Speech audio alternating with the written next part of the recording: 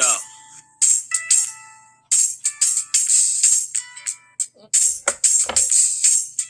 The way just do, he just smooth, bringing much news with the facts when he crush fools. I'm rough school, I bust moves like crush groove. Pass me the mic and I'll turn it into lunch food. Just cool, but talk slick and he'll punch dudes. Cowards get the message and they hush like chumps do. You can bring your whole bus crew plus two. T-Dub-T is astronomical, you comical. You a fool if you think we'll ever honor you. Them other channels ain't shit, no abdominal.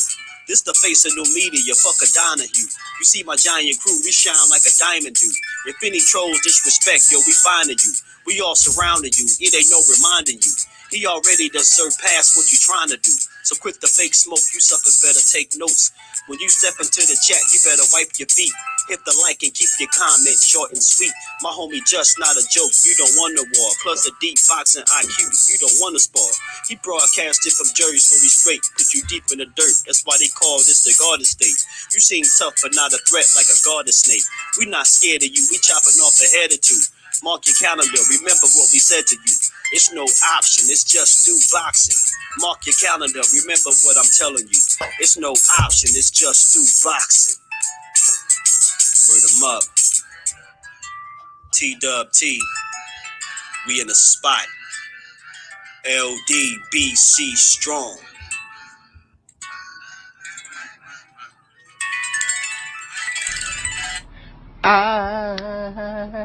Al Green. Okay. I'm so in love with you. Oh, whatever you want to do. I'm talking about Tony. It's alright with me. Cause you make you're living crazy, that's the only way you go tonight. Baby, don't let stop to do what you want. Get him, grand uncle. Get him. Mike reincarnated. Do it. Do what you wanna do. Get it. This ain't no running mine. It's get the camera light. Tell him, man. Tell him, man. Tell him. Man, but much love to the family. Much love to the family. Good Thursday to the family. We back again. We back at it again with another one, man. Back with a good conversation as always. Y'all know the slogan. We ain't here to break the news. We're here to have a conversation. And y'all here to get them singing lessons. I know y'all is. I know that's why y'all showed up today.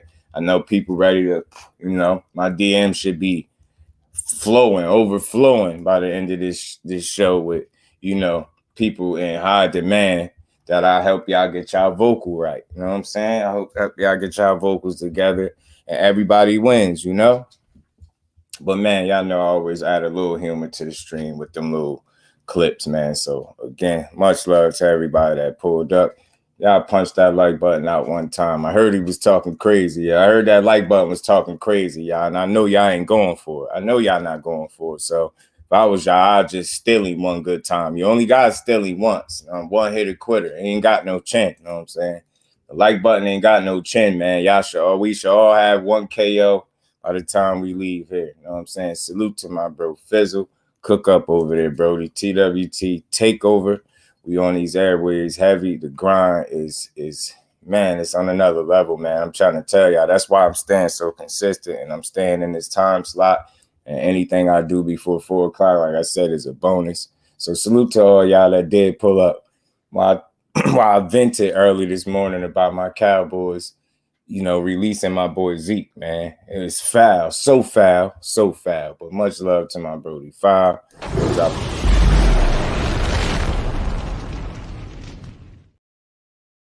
Jose Diaz, what's good, family? Appreciate you pulling up as always. Jay Walsh, how you feeling, my bro? Appreciate you stopping through as always. BC, my guy, always in the building.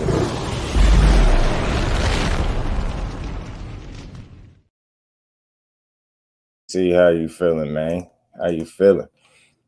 D-Man, my Brody, what's good with it, D-Man? Telling them, sang that good music, sang them good tunes. Fate, what's good, my bro? How you feeling? Appreciate you stopping through as always, man. Salute to the family. Much love to y'all. I appreciate y'all understanding the reasoning for me playing them videos. You know what I'm saying? Add a little humor and to let y'all know I'm out here training the best of them. You know what I'm saying? We got people performing their #1 hit singles all over the globe. You know what I'm saying? Faye Edgar Chavez, salute to you, bro. Jersey in the building. How you feeling, Brody? You know what I'm saying? You know what I mean? You don't remember Mike singing that damn good. You remember him? You know what I'm saying? You know what I'm saying? It's fire, man. It's fire, man. Don King is back at it, man. So much love, man. Yes, sir, man. Yes, sir, man. We rocking. We rocking. That's what it's all about, my bro. Much love to my bro for cooking. You know, we be having some things that he be having to tend to. So we rocking right now together, man. That's how I look at it. We together. You know what I'm saying? He good at talking people into things. Right. Right. He is, man. So look, we're going to talk about it. We got a few things to discuss. You know how we do. Over here all the time. We always got some things to discuss. Try to have more than one thing to chop it up about with y'all, man. And, you know, just in case if y'all haven't seen the news, you know, Don King is back at it, y'all. Don King is back at it. And this time, it's with my boy AB, man. He giving AB an opportunity. And I love it.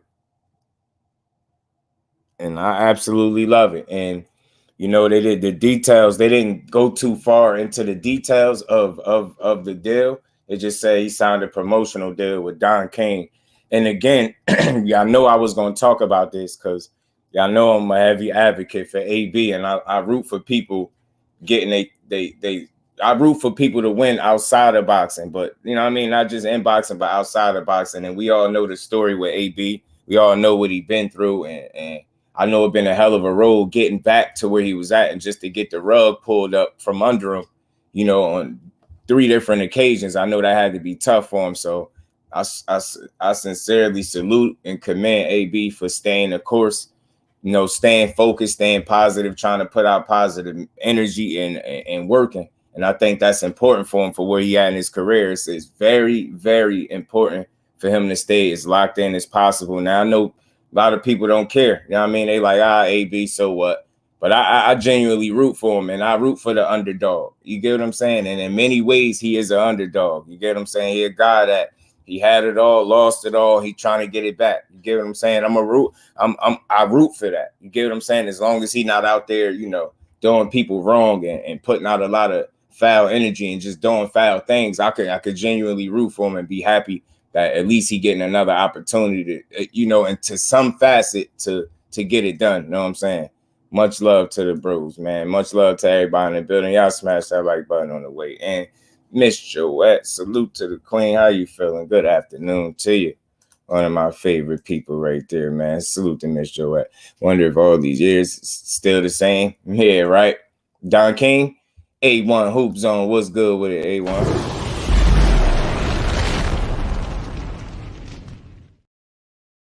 Some basketball heads in the building. If y'all ain't subbed to A1, y'all missing out, man. Brody was cooking today, man. I appreciate the knowledge. I appreciate the cook, bro. Man, dope, good cook, A1. Salute to you, bro. B-Ray, salute, fan. Appreciate you pulling out. I just hope he doesn't do anything shady with AB. Be still my dude. Facts, B-Ray. Salute to B-Ray 87, man. Facts, I really rock with AB, yo. I just do. I do. And I don't mind talking about him. You know what I'm saying? I rock with him in public. Like, I let it be known. Like, you know, my support for AB is real. I really genuinely root for him to do well. You know what I'm saying? Because we all, like I said, we all know what the story is. So anytime he get an opportunity, it's deeper than the win, lose, or draw. You know what I mean? I feel like him boxing is something that he need in his life, not only to get, you know, to get back on top. And it's not just about him being back on top. It's about him doing something, having another opportunity to do something he loved that can keep him away from doing things that he don't need to do. And that's what I root for. You know what I'm saying? That's what I'm in support of when it comes to AB. You know what I'm saying? Ryan said that BS. Yeah, facts. Fate, see? Fate, and I appreciate you because you be reading the descriptions. I usually try to have 3 to 4 or more sometimes things to talk about, man. But yes, he did say that. He did say Tank Davis fight might be easier than Luke Campbell. You never know. Yeah, in his 90s, D-man. Yeah, he the same. Ricky Williams gonna fail again, still trying to stunt for no reason. Ricky Williams, what's good with it, my bro? How you feeling, Rick? Appreciate your call.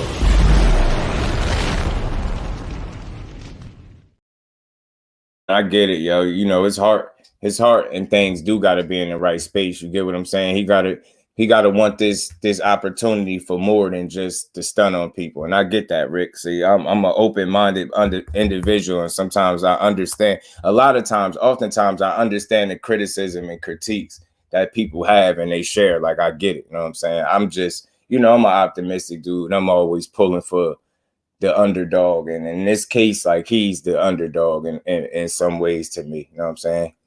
He's still in his 30s. He can still have a couple more fights. Right. He got a couple more left, man. He got a little bit tread left on them tires. Aisha, salute to the queen. How you feeling today? Appreciate you stopping through. And salute to everybody that pulled up for that little football stream while I ranted about my Cowboys releasing Zeke Elliott. Yeah, Dallas, y'all still bogus, man. Yeah, y'all bogus. I ain't off that yet. Y'all bogus. Y'all is bogus. Ryan ain't disciplined. That Campbell fight look way more fit, and now he's just getting cocky. Right, he's just getting big at this point. He better hope some conditioning come with that size. It's a lot of stuff people not talking about, Fate. They better hope the muscle and stuff that he been trying to pack on don't shorten his gas tank. You know what I mean? Poke a hole. Don't cause him to come in with a hole or two in the gas tank and the weight cut anymore and gonna rely on size. That's what I'm saying, Fate. That's what he did. You already know, Fizzle. Appreciate you, my bro. Go ahead and you cook as well, man. I know you over there cooking. Tay the Queen at MMA. How you feeling, Queen? Appreciate you stopping through.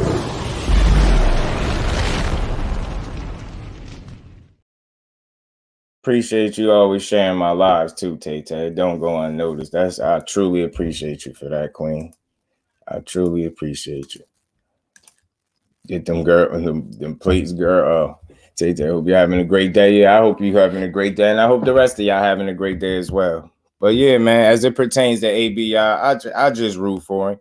You know what I mean? He's a dude I root for, but like Rick, I know he mentioned, like, and I think that's just having the wrong intent and doing things for the wrong reasons. Don't want this opportunity to stun on nobody. Want this opportunity because you want to be the best version of yourself. You want to do something that you love again and put yourself back in the green when in terms of money and from a financial situation. You dig what I'm saying? So I'm in support of that. I'm in favor of that. Who knows what the opportunity really may lead to? But it is some news that at least signed some promotional deal with Don King. I know that ain't the juiciest of news, but it still is something that's going on in the sport.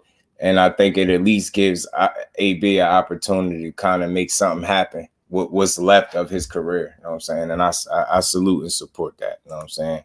Right. You know what I'm saying? Right, Brody. Right. And that's we showing them it's another way, man. We could cook and rock out together, man. Think about AB running it back. Over the hill, PACQUIAO. You know what I'm saying? Being that he been out the ring so much, like that probably wouldn't be such a hard fight on either of the guys. You know what I'm saying? Right? But I tell you what, he would be more deserving of that fight, even though he lost, because he never turned down smoke.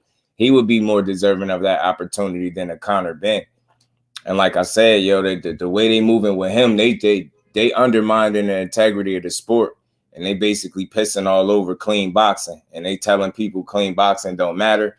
And they're essentially telling you, depending on who it is, they can sweep things under the rug and kind of make positive drug tests not matter. You know what I'm saying? They can come up with bogus excuses about eating 34 bad tainted eggs, and people supposed to just take it and run with it. It's disgusting with how they doing the sport. And I'm forever going to be, disgusted with it. I'm never going to be in support of that. And I can't stress this enough. No content that I make is ever personal with the fighters. You're going to always hear me say this. It's not about trying to tear down the fighters or I don't know, ruin their reputations, but he done it for himself. You get what I'm saying? We did nothing. All we did was report or, speak on the news that they released was that he, felt his B sample was hot. You know what I mean? He had clomiphene in it. You know what I mean? So if he just got wrapped up in that, it's just amazing to me how they're trying to, essentially just sweep that under the rug and award Conor Benn with a lucrative fight like a Manny Pacquiao fight, a fight he don't deserve. Like, and again, we always get mad, and you know, again, you got people pissed off about Ryan Garcia getting the opportunity at Tank. And at least Ryan Garcia ain't pissed hot. You get what I'm saying? Like, at least he ain't pissed hot, and he been clout chasing this opportunity, which is probably more the reason why he got it. But nonetheless, he ain't pissed hot. You get what I'm saying? So it's just like, this is what they telling people in the sport of boxing. Yo, we in the sport of boxing, we reward cheaters depending on who you are. You know what I mean? Depending on what story you come up with, we support it. We gonna sweep it under the rug. We ain't gonna penalize the cheater. We gonna reward you with a lucrative fight like a Pacquiao fight. Yeah, because you deserve it. Yeah, after all boxing put you through, after you pissed with clomiphene in your system, after all the boxing put you through, yeah, you deserve this fight. Like we did, like somebody did it to him. He did it to himself. Even if it was unknowing, it was an accident. It's still no self-accountability, as I said in other lives when I spoke on this. Like, so I just not an advocate for that dude getting an opportunity, a lucrative one at that, after a situation like pissing hot. And I'm gonna play something that what's his name, David Caldwell, had to say about Conor Benn. You know what I'm saying? In this situation with Pacquiao. Shower Allah, salute to the queen. How you feeling? Appreciate you stopping through as always. DP Rocker, my brother. What's good?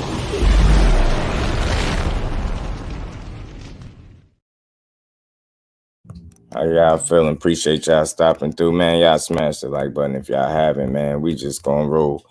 I'm gonna play this little clip that you know, dude, David Caldwell had to speak about Conor Benn, and I feel him. You know what I'm saying? I feel him. Like I just don't feel like a cheater should be rewarded at the end of the day. You know what I'm saying? And I think it's a bad look for the sport. You know what I'm saying? It's a ton of guys you could get at that opportunity to that would be more deserving of it simply because they didn't piss hot. You gonna get what I'm saying? So I just can't support it. I can't support it. I can't rock with it. You know what I'm saying? But this is what Dave Caldwell had to say about Conor Benn. For me, if you're gonna go and fight, go and shout out Ennis, all the big names in that division. That's a stacked division. Shouting out two people that are retired, two people that everybody knows are well past the best. You know, right? You want to be a world champion. You want to be one of the best fighters out there. Go and fight the other guys. You're having the leash let off and everything, all that. Go and fight the best guys out there. I just don't see it. All it is cash grab. All it is cash grab. You want to make money? Great, not a problem. Make your money, but that tells you where he's looking at. For me, if you're gonna go and fight, go and shout out Ennis. I'm saying if you want to go fight, go shout out Jerron Ennis. You calling out dudes that's well past their best and retired people. Kell Brook and Manny Pacquiao. You want to be a world champion. You want to be one of the best fighters out there. Yeah, you want to be one of the best fighters out there. Then go for it. Act like it. But as it stands, I realized something about him. All it is cash grab. It's definitely a cash grab. He got a lot of energy for fighters that either seem like they passed it or not on top of their game. You get what I'm saying? The Adrian Broners of the world, the Kell Brooks and Manny Pacquiao's, like, and you do all this barking and you got the nerve to talk about Spence could get it because he running his mouth. Well, show us, because as it stands, you ain't never showed us that you willing to fight none of these dudes. And now you not after this PD or this banned substance debacle, you going after a Pacquiao and you think people gonna respect that? You get what I'm saying? This is what's wrong with boxing. You spoiled little kid, man. And I was rooting for you. I just don't rock with the situation, bro. I just don't. You can't reward no damn cheater, bro. You can't reward no cheater with no lucrative fight and think people just gonna look the other way. Nah, bro.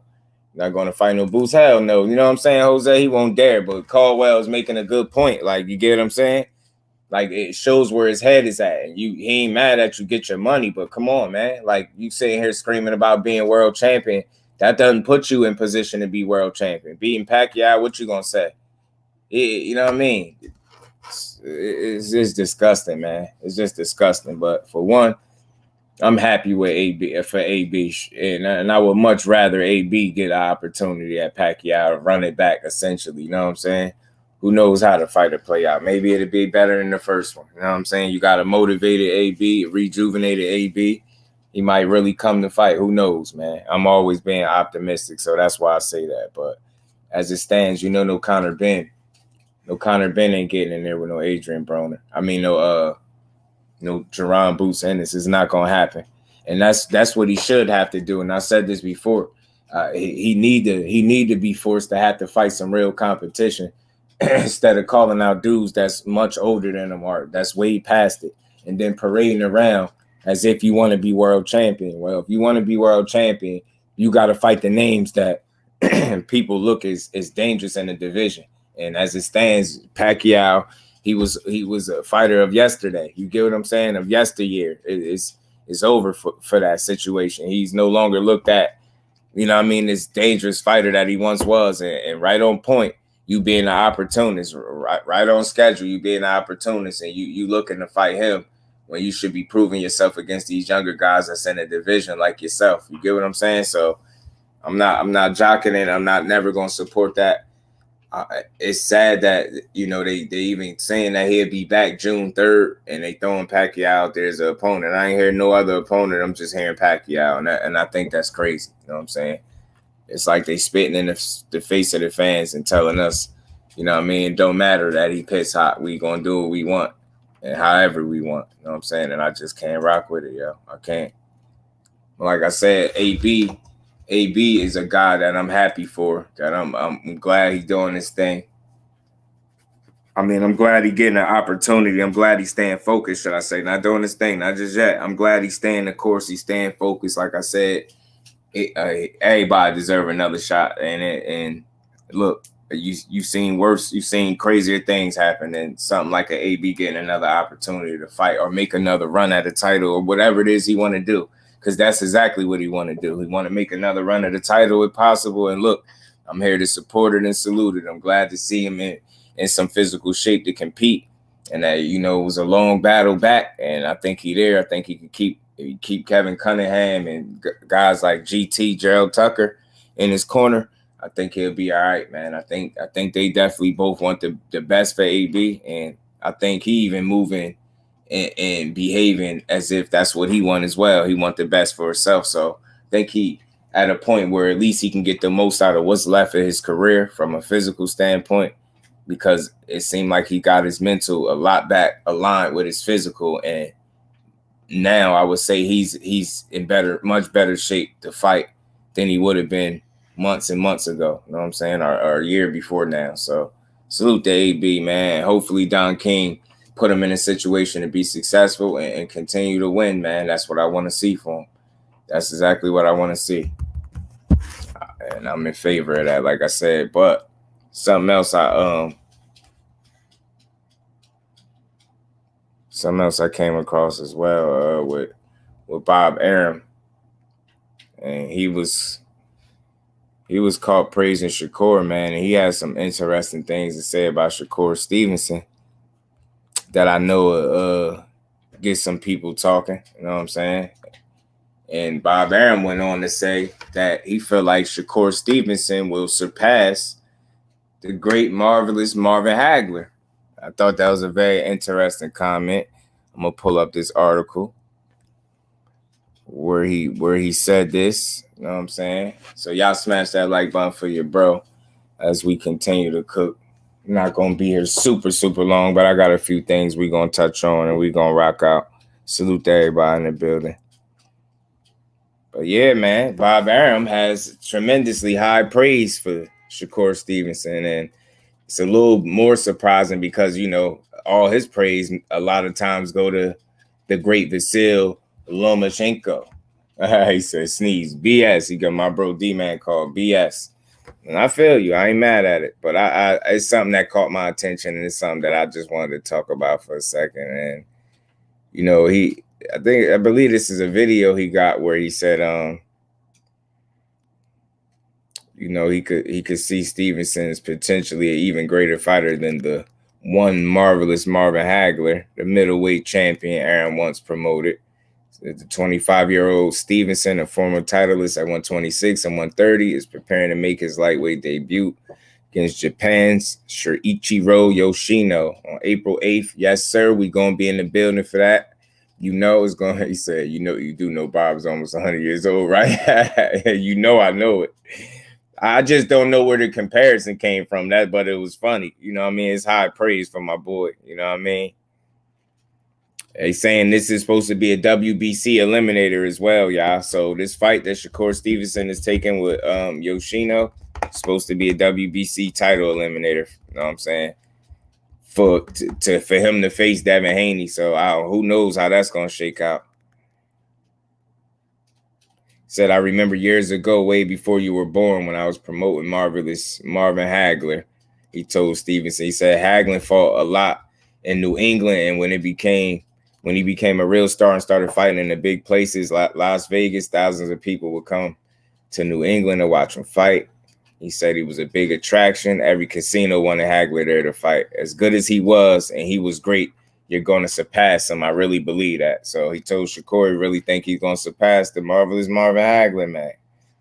I mean, that's high praise for my boy, but I don't know what made him, you know, make that comparison, a middleweight to a guy that's just entering lightweight. I don't know where to draw comparisons. They fight nothing alike or nothing like that. So, but I'm here to tell you this. Look, y'all know I'm Jerseyed out. Y'all know Shakur's my guy. Look, sky's the limit for him. Is I don't think he has he got a high ceiling, should I say. You get what I'm saying? I don't think we've seen the absolute best of him. You know what I'm saying? I still think he got a lot of time to grow. He's 25 years old. You get what I'm saying? He'll be entering his physical prime, man. I think we're gonna see the best of Shakur Stevenson. I don't think we've seen the best of him just yet. I think, like I said, man, his potential, man, to be even greater than what we've seen already is a real thing. You know what I'm saying? Now, whether or not he'll surpass marvelous Marvin Hagler, that's another discussion. I'm not, I never quite thought of that, but I do know he's in position to potentially be one of the best fighters that we've seen in this era. I truly believe in his skill set that much. I feel like he's not just a talented fighter. I feel like he's a gifted fighter, and it's a difference. You get what I'm saying? You got guys that's talented, no doubt, real skill individuals, but I think you do got a certain tier, a certain breed, you know what I'm saying, a certain cloth, a certain tier of fighters that just separate themselves from the pack, and they're not just talented, but God gifted, and that's the difference. He's one of them, in my opinion. Ashley's Corner, what's good, cuzzo? How you feeling? Appreciate you stopping through. Salute to everybody in the building. Y'all punch that like button for me. We're going to cook for a little minute. I just wanted to chop it up on a few of these topics. Like I said, man, I feel like this caught my eye. It was interesting. And salute to 78 Sports TV. I seen 78 chopping it up about this as well. He was cooking on this. Good cook, man. It's something that caught my eye. Y'all know I was going to speak on it a little bit because I rock with him. But like I said, for me, I'm not really big on I'm not really, and I know it's natural, right, to compare fighters of today to fighters of the past, right? I understand it. I get it. But for me, I'm more sold on looking at fighters as being the best version of them, being the best and only Shakur Stevenson. You get what I'm saying? That's that. When he's done making his mark, I think that's what needs to be said. I don't think he needs to be looked at as, he gonna surpass Marvin Hagler. He's because I'm pretty sure that never even crossed his mind. Like, that's not what he in boxing, or surpass a Marvin Hagler. You get what I'm saying? That's not even the goal. I'm pretty sure his goal is to be the best absolute fighter of this era that he could be.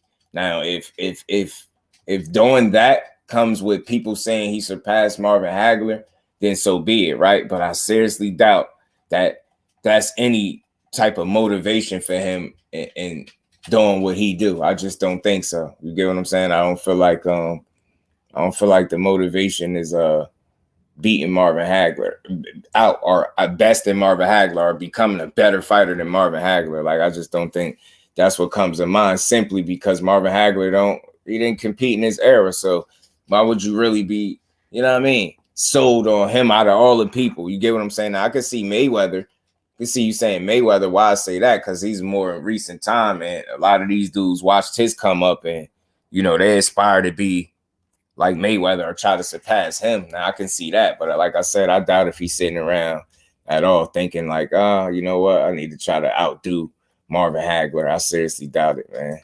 Yes, man, great cook, man, great cook. Great cook. Yeah, I was cooking on the basketball level. Here, Tiger Johnson interview with Top Rank. It was interesting. I talked about his start. His start, it was interesting. Nah, where is it at, Ash? I might pull it up. Jim, what's good, my bro? How you feeling, Jim? Appreciate you pulling up. How you feeling, bro? Only thing Saggy Bob told the truth about his budget. Bob Ram, same man, and said Undisputed was stupid when it came to Shakur. Yeah, you know that, right? Right. So I think he says a lot of things, you know what I'm saying? But I don't you know, some stuff it just caught my attention because it was interesting that he said that. I never thought he would say that, you know what I mean? And again, he threw a lot of praise in the great Vasil High-Tech Lomachenko. So when he gives Shakur this type of praise, it kind of surprised me. But I don't, like I said, when I think of Shakur Stevenson fighting, I don't think of Marvin Hagler or him trying to outdo Marvin Hagler. You know what I mean? I think it's Shakur Stevenson trying to outdo himself and the other guys that he could potentially get in the ring with, because that's what's realistic. You get what I'm saying? I don't know. I don't like comparing eras. I don't like comparing guys as separate, so totally different weight classes. Like, it's just Marvin Hagler was one of the absolute best of his era, and that's what Shakur Stevenson trying to be for his era, the absolute best version of himself. You get what I'm saying? So that's what I respect, and that's what I expect to continue to see from him. A constant willingness to try to get better, you know what I'm saying? Then he was the time out and be better than the guys that he actually got to fight, not Marvin Hagler. Top Rank YouTube page. All right, I'm going to check it out. I'm going to pull it up. Bob helped build the Titanic. You know, don't work too hard. Don't work too hard over there. He's a DP a fool, bro. Oh, man. But yeah, man, it's cool to be. Yeah, Hagler is just he's a one-on-one type of fighter. You get what I'm saying? And that's what it's not about trying to outdo. It's like, no, I'm saying just do you and be the best version of you possible. Let that drive you. You know what I'm saying? Try to outdo the people that you got to compete with. Try to, you know, win as many fights, of course, as possible. You know what I'm saying? You want to take care of business each and every time you're in that ring, but the goal shouldn't be to try to outdo somebody of yesterday. You get what I'm saying? The goal is to just try to be the man of today. And you do that by getting in there, fighting the right fights and winning them and looking good doing it. You know what I'm saying? Not ducking no smoke, being the smoke. You know what I'm saying? And that's what his focus should be. You know what I'm saying? I just don't like comparing eras. Like, let him do what he did. Marvin Hagler was great for the sport. He paved the way for younger fighters like Shakur Stevensons of the world. You know what I'm saying? So I'm just not really interested in pitting them against each other in that way. You get what I'm saying? And like I said, if him being the absolute best version of Shakur Stevenson puts him in a conversation where people think that he surpassed Marvin Hagler in any way, shape, or form, then so be it. But that shouldn't be any motivation that he's sharing. I doubt if it is. You know what I'm saying? Earl Styles the closest to Hagler. I'm telling you, that body work, man, and that relentlessness, man. Tiger said he lost the round in the AM. He's right. That's why I said, like, I know amateurs don't mean everything, but I at least put things in perspective. When it came to the amateurs, he fought a lot of the who's of the amateurs, man, the amateur division. He fought some who's, man, and he won. He won some meaningful fights. That's why I said Ryan has amateur pedigree and an amateur background, despite not having an Olympic medal or nothing like that. He been in there with them ones, you know what I'm saying? Now, of course, he ain't win them all, but he ain't lose them all either. And like I say, he beat some names. Like, he beat some guys that's in boxing right now, thriving and doing their thing. You know what I'm saying? Him and Devin Haney went 3-3. So it's like, but it's like, I don't know. Once he got to the pros, they started moving him different. You know what I'm saying? As they started moving the dude different, he just, I don't know. They ain't test him the same way he was being tested in the amateurs, I guess. Because, you know, in the amateurs, you can't pick who you fight. And you got to fight who they say fight, right? You know what I'm saying? But in the pros, he been able to have his team pick and select his fights and hand pick them. And they just ain't test him to the best of their ability. And as a result, he ain't fought the kind of oppositions that he should have been in the ring with at this point. So he wanted his rematch with Ryan turned pro. Tiger said he wants that fight at 140. I'm telling you, Ash, and that fight is a real thing at 140. Got some sharks in that water at 140, man. He really got some real sharks in that water.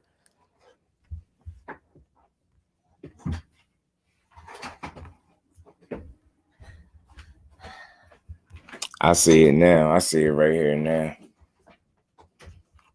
Salute to everybody in the building. Y'all smash that like button for me, man. And I hit Rashidi. I hit Rashidi Ellis up too, man. I told him, man, he should. I hope he get that rematch. He want that rematch. Speedy Rashidi wants smoke with what's his name? Vila, man. Romain Vila. He want that smoke, man. He want his get back. Always the ones always fought as a child in school or in the streets. I'm telling you, I'm dead serious, Ash. Them be the ones, man. Them be the ones. JJ, salute, fan. Appreciate you pulling up. How you feeling? A lot of people on 140 looking at Ryan like a full course meal. I'm telling you, they licking their chops. Ash, they licking their chops. They practically chomping at the bit to fight this dude, yo. They want to fight him. You know what I'm saying? They want to fight this dude. I'm telling you, it all starts with Tank Davis, man, when he get in there. Because I know, Ash, I know you heard him say he was gonna make.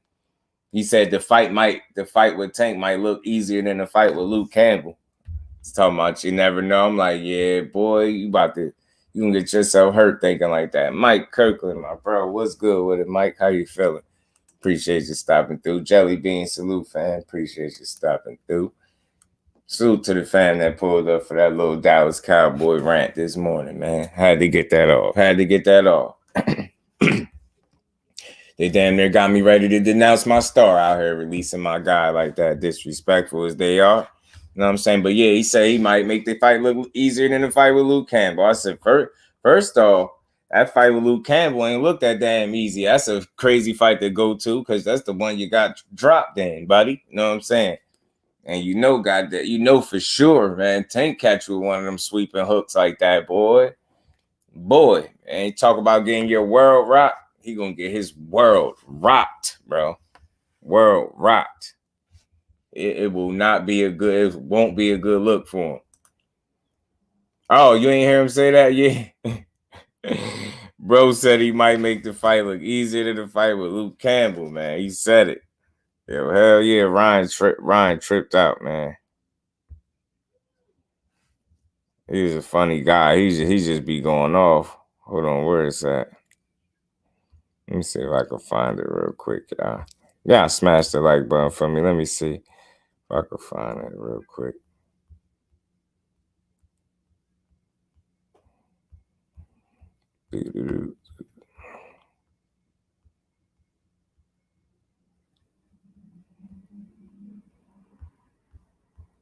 Where is it at?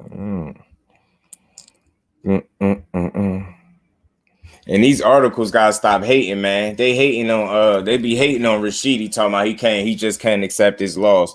I wouldn't be able to accept it either, man. If I boxed the way I did and y'all just took that win from him. Y'all took it. I don't care what nobody say. They took that win from Rashidi Ellis, man. Them 2 knockdowns should not have awarded that dude a win. He was getting boxed up for a good portion of that fight, man. Good portion. And Kello was good, my bro. He picks the hardest fight he had to compare it to. Right. You know what I'm saying? Right.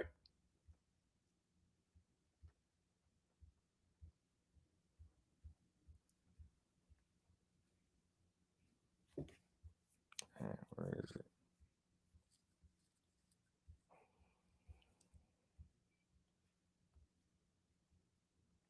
Cool Hand Luke.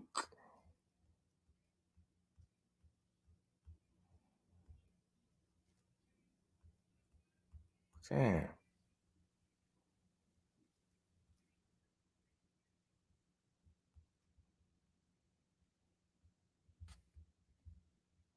I'm trying to find it. I can't.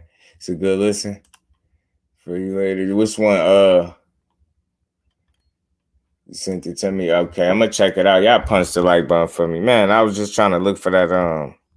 I hate when I don't be able to find the articles I was just reading earlier. He said he'd make this fight. This fight might look easier than the fight with Luke Campbell. Well, boy, that boy crazy. I said, yeah, he trying to get himself hurt, man.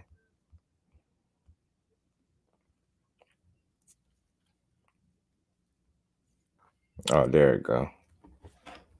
Talking about you never know. I'm gonna check it out too. As that's the Tiger Johnson one you talking about. Ryan says you never know. Garcia Davis. He says fight might be easier than the Luke Campbell fight, bro. Man, he tripping.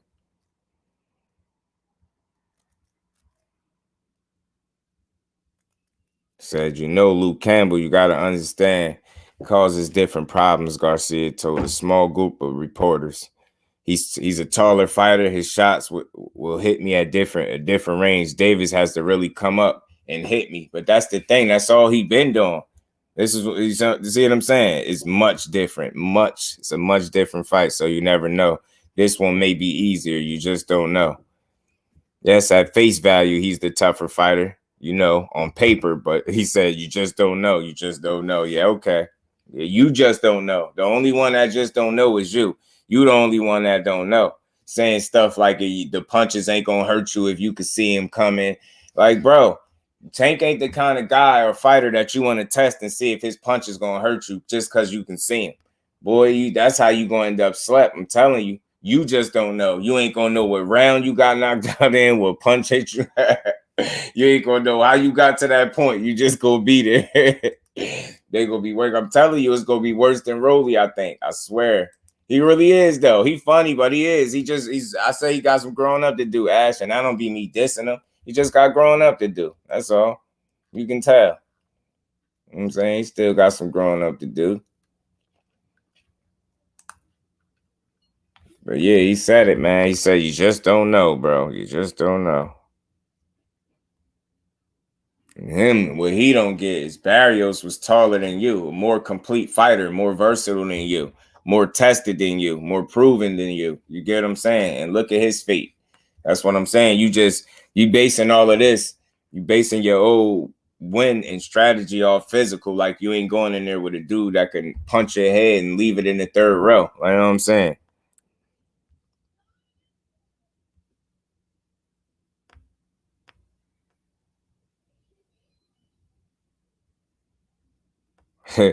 Let's check this out. He say he put 20K on Rolly. Rolly been putting the hands on him, right? Yes. Yeah, I never even thought about that, Kello. I never even thought about that, bro. Now that you say that, I never thought about that. That's why he bet. It wasn't even so much Tank is why he bet on Rolly. It was because Rolly was putting fisticuffs on him in sparring. You know what I'm saying? He was putting hands all over this man. That's why he picked Rolly. Never forget, y'all. Never forget. Never forget. This is why. That's why he picked Rolly right there.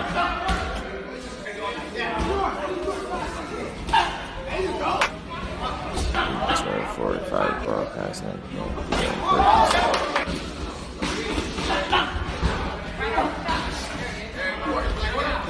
Never forget. This is how.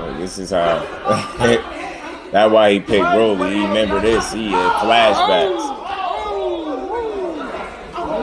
Yeah, flashbacks of this right here. Rolly was treating that man like a little boy. Man, he was a little boy. And check him out. Goodness. Talking about getting thy hands laid upon your face. That was all of that right there. But peep this out. This is what else he said. Because I be doing reading lately, y'all. I be reading. Said Tua Garcia's past 3-5 fights have come against left-handed opponents, including the Campbell bout. This is what Ryan said. He said, I did that on purpose, Garcia said, just so I could have, more of a feel for a southpaw where the punches are coming from. And, everything was preparation for this big fight. Oh, man. The problem is with that is, just because they are southpaws don't mean they're going to be anything like the southpaw you about to get in there with. That's the problem. It's going to be the level of southpaw. You can't just get in there with any southpaw and feel like, oh, I've seen a southpaw before. I'll be able to deal with him. Not when you're dealing with one that's a lot smarter, a lot better, a much better fighter, more crafty, much more of an athlete. You get what I'm saying? It gets a lot tougher, man. You gotta stop just focusing on the physical as well, man. It's a lot more to go into a fight. I'm telling you. BVO boxing, what's good with it, fam? Well, you see what happened to Rolly. Yeah, I'm telling you. I'm telling you, got dropped on purpose. You can't make this up. Can't make this up. As you be saying anything. That's why I say if you just read what he be saying, that's my biggest concern for him coming into fights, the immaturity as well. That's one of the big concerns. Like, I think he just got some growing to do, and I think he need fights like this for that to happen, and I think it will do exactly that for him. I think he'll grow up in this fight. You know what I'm saying? I think he'll grow up. You know what I'm saying? He really will. Believe in Joe. I have a great game plan. Thinking Joe is better trainer than Calvin. He been around. Joe Goosen been around the block, man. Joe Goosen. The problem is, though, man, this fight ain't gonna just come down to training. Like, it's gonna come down to who got the better fighter, not just the trainer. And I think Tank got the best trainer for him, if that's fair to say. I think he got the best trainer for him. I think Calvin Ford knows how to get the absolute best out of Tank. You know what I'm saying? And you know what? You know why I know he ain't gonna punish Tank? Because he ain't never punished nobody in the 23, 24 wins that he do got. He don't punish his opponents. He get knockouts though, but he don't punish his opponents. He don't have a punishing style. Get what I'm saying? He don't have a punishing style. And if you notice, the fights where he don't get knockouts, is that's where he looked lackluster. Like, again, everybody talking about the left hook, right? The left hook. Emmanuel to go wasn't worried about that left hook. You get what I'm saying? He got through that left hook just fine. The reason Javier Fortuna wasn't able to get through the left hook is because he wasn't even in the shape that he needed to be in to compete to begin with. You could look at his belt line and tell that Javier Fortuna wasn't in shape. If you ever seen him fight, you know that wasn't him being in shape. So they put him in there with somebody to look good against. That was a showcase fight for him, and he did what he was supposed to do, got him up out of there. But they put a guy in there with a little bit more life in him. You see, he couldn't deal with it. I feel you, Shaba. How you feeling, Queen? Emmanuel to go plate, as they be calling. He had Ryan looking real lackluster in there, man. I ain't gonna lie. Bro didn't look like he knew what to do. You know what I'm saying? Once that left hook, he got past them first, like, I think 4 to 5 rounds. He started to just go through the motions, and then he's real predictable as the rounds weigh on. He just start throwing the same combinations. And he be throwing that left hook and closing his eyes too. I'm telling you, that's gonna get him flat.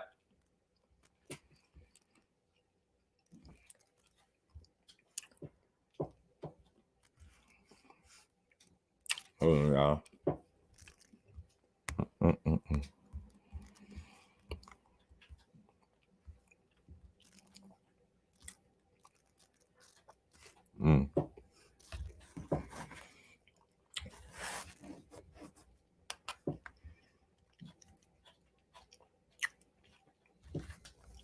My bad, y'all. We're gonna listen to some of this.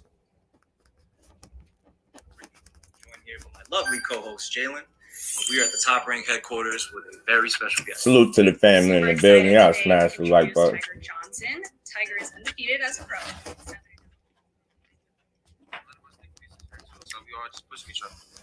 Where do you usually have again? Is it back home? Yeah, back home. I'm gonna play some of this ass. This Tiger Johnson. Salute to the fam. Right? We gonna cook. I'm gonna play this. I like to hear. I like to get these Jews from these interviews. Yeah. Salute to everybody in the building. There's a lot of. You I quit can't really for the 8th focus round. when I'm at home. I can see that too, Jim. Like, you come to Vegas, and Vegas is like the place I could. with all the distractions, right? Like, again, you know, Tank is patient, but Ryan ain't somebody with a crazy ass punch output. So I think, like, I hear people saying he can't afford to be patient in this fight. Yes, he could, and that's just who he is. And his patience allows him to pick up what he need to pick up on and execute. You know what I'm saying? And You haven't seen him miss yet. You get what I'm saying? He don't miss, essentially. You get what I'm saying? So they gonna see, man. You think dude gonna start too fast, man? He gonna get himself slept. I'm telling you, don't get too brave too early. Like, you know, get your success, but you got to be smart. And it's gonna be important for him to be patient because he got a tendency to be in a rush. And I'm telling you, because of that speed, and he gets so brief in there, I swear I could see it being real bad for him if he get brief. But salute to the fam in the building. Appreciate the patience. We gonna change gears. We gonna switch it to this 140 division. Well, Ron should be a 140 pounder, right? About Vegas, that's like it's Tiger Johnson. I'm gonna listen to some of what Ash said. Where I come from, it's not sunny. Like it don't look like this. You know what I mean? It's like you wake up and it's like, dang, another day, another dollar. You know what I mean? It's like Cleveland.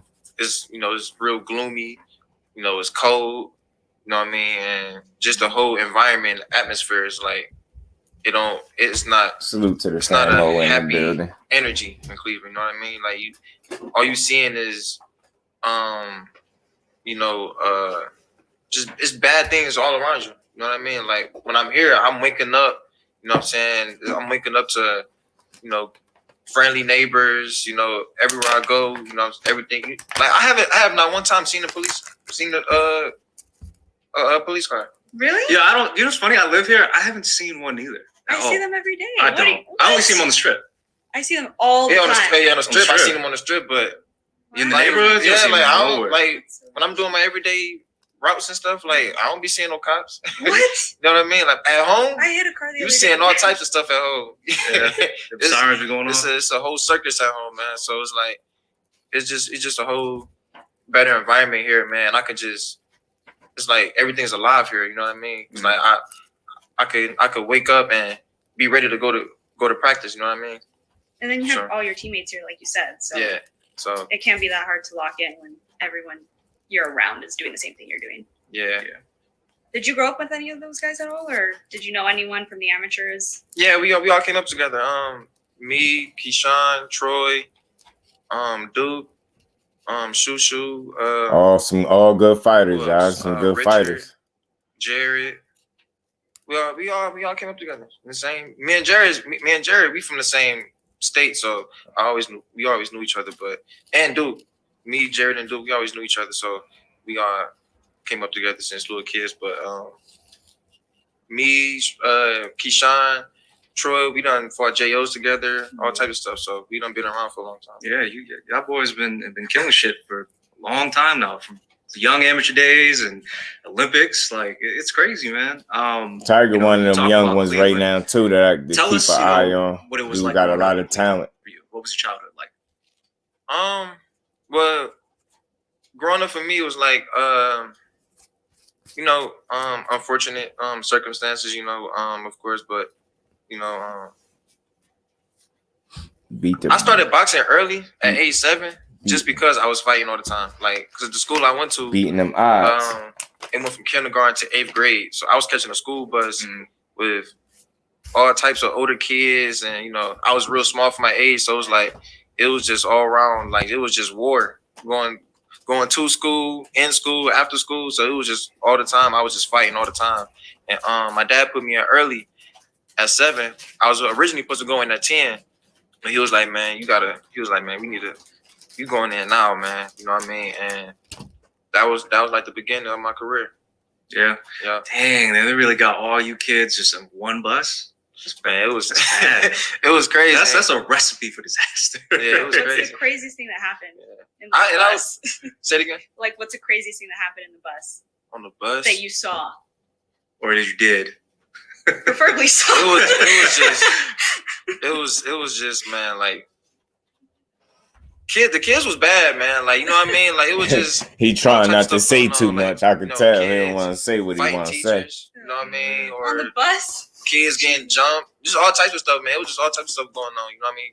But me, it was like, I was so small for my age. It was like, I low-key had I had anger issues when I was a little kid. Like, I ain't take nothing. I don't care how big you was. How Bro said he had anger care. issues. You know what I mean? So it was times where I might get into a fight with an older kid. I'm 1st, 2nd grade, fighting somebody that's in the 6th grade. You know what I mean? So, damn. Like, you know, take a little L, come home crying or whatever, like, you know what I mean? And you know, my dad was like, man, you taking L's no more. I'm just gonna throw you in early, you know what I mean? And it ain't fixed nothing. I was still fighting, but that was the beginning of my career, you feel me? But as I got older, you know, a lot of the kids started to respect me more. Like all of the older kids started to respect me more. You know, and I hit a growth spurt, man, when I was probably like 15 or 16. Cause I was small. Like I was so small. Like I would have never thought I'd be the size I am now. Yeah. You know what I mean? Like growing up, I thought I was gonna be a featherweight, like as a professional. You know what I mean? And I know, bro. I was like, you could easily be a welterweight. Getting bigger and stronger, and you know that was. They started respecting you more once they knew you was boxing at a competitive level. Like they dudes was. I feel like by the time I got to middle school, I had like a reputation. It just just getting into fights and just beating up people. But it was by the time I got to middle school, I already had a reputation. You know what I mean? Yeah, beating that. It didn't really do nothing but get worse because now everybody just like, you know what I mean? Like boxers, like I feel like people outside of boxing, they don't respect boxers like as knowing how to fight. You know what I'm saying? It's like you get tested every 5 minutes. So it's like every blue moon, I just had to be like, all right, man, now I gotta you feel me? Now I gotta kick your ass. People would test you more when they knew that you were a professional fighter? Yeah, because not taking it seriously? Yeah, because they have found out that I'm good at boxing. And they wanted I could see that. Yeah, so like, and then mind you, I was still small for my age. So somebody they thought they could take you on. Yeah, so they might find out. I used to get, man, look, I from kindergarten to 10th grade, nonstop getting suspended every year, multiple times. Like I don't know how many referrals I got, suspensions I got, man. But his ass, like, that be the story for a lot of these kids, man. Getting in the fights, getting in trouble. She was mad at me when I was still in elementary, getting suspended. Put their ass in boxing where they belong. Salute to my bro, Mr. PSA Crush the Legend. What's good with it, bro? How you feeling? Appreciate you pulling up. Salute to everybody in the building. Patient with your boy as we listen to this good old interview from Tiger Johnson.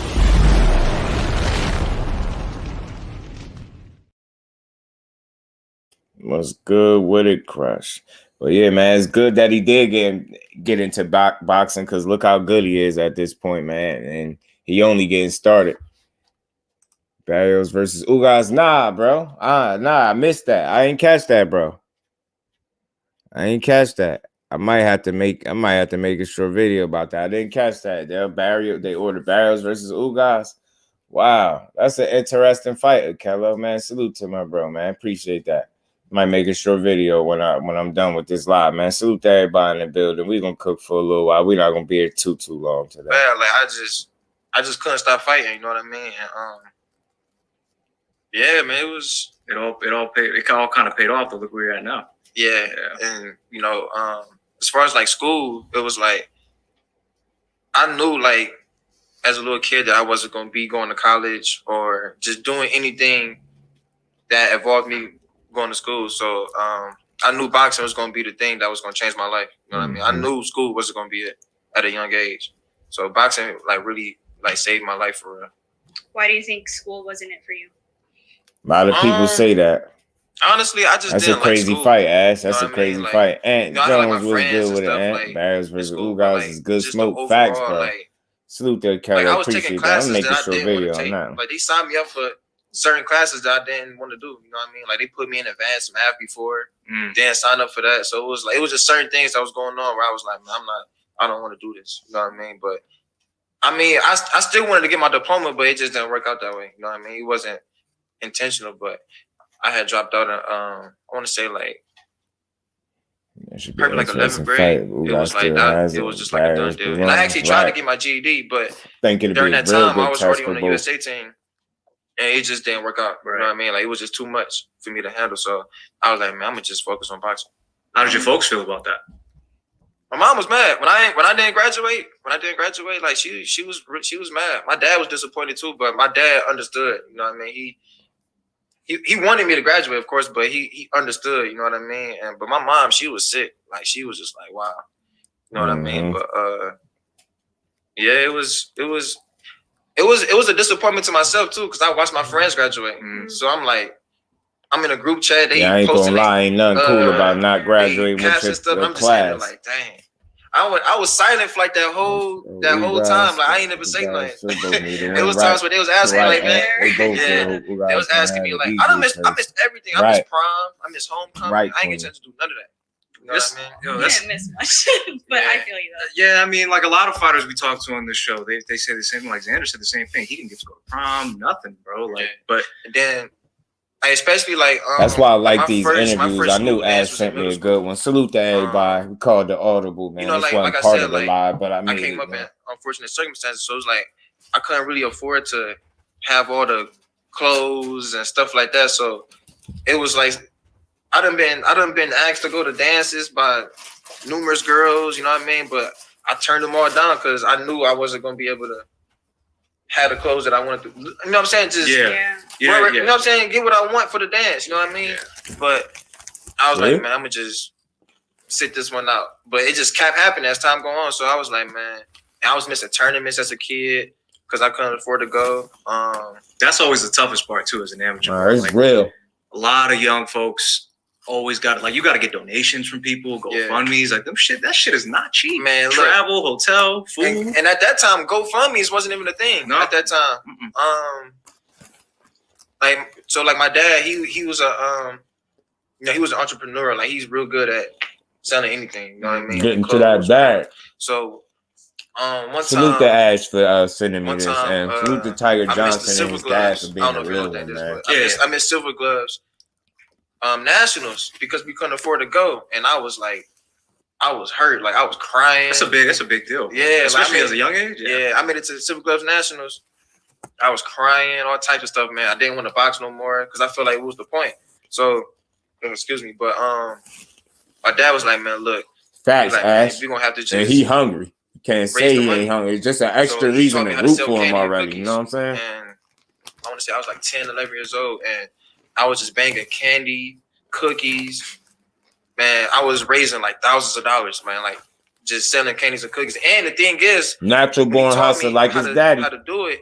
I was really like hustling, like really going to barbershops, beauty salons, wherever, like the mall, really going in. And I actually I had to sell my, my cookies and my candy. Like people wasn't just saying yeah because I was a kid. Like I really had to. You had to sell it. Yeah, you had a sales pitch. I had to learn. Keys to the game, boxing. What's good, my bro? How you feeling? Appreciate you stopping through. Nah, facts off that alone, Ash, and he get better every fight. He did have a hell of a 2023, didn't he? Or no. Matter of fact, no. Before that, did he? Man, he did. He had a string of fights, didn't he? And he get better. He get better each time. Let me see something real quick. I like Tiger, man. He damn sure one of them ones to watch for sure. Yeah, he had a crazy year, Ash. He had a crazy year. He had a crazy run. 1, 2, 3, 4, 5, 6. 6.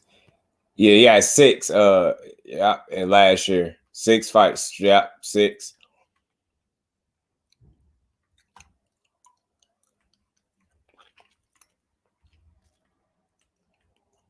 Man, he was stretching shit. 4 knockouts, 6 wins, 4 knockouts in that stretch. Right. Yeah, nah, I know what you meant. I was like, you had me for a second. I said 2023. Hold on. Yeah, 2022. Right. He had it. He had a hell of a 2022. Had 6 fights. 6 wins, 4 of them was knockouts. And he got better each time out. So I'm with you on that. I definitely think he could have got it. Salute to everybody. I had to learn how to talk to people. You know what I mean? Like it was times where I was getting kicked out of barbershops because there was like no soliciting. You know what I mean? Like a lot of adults gave me a hard time. You know what I mean? Like, really?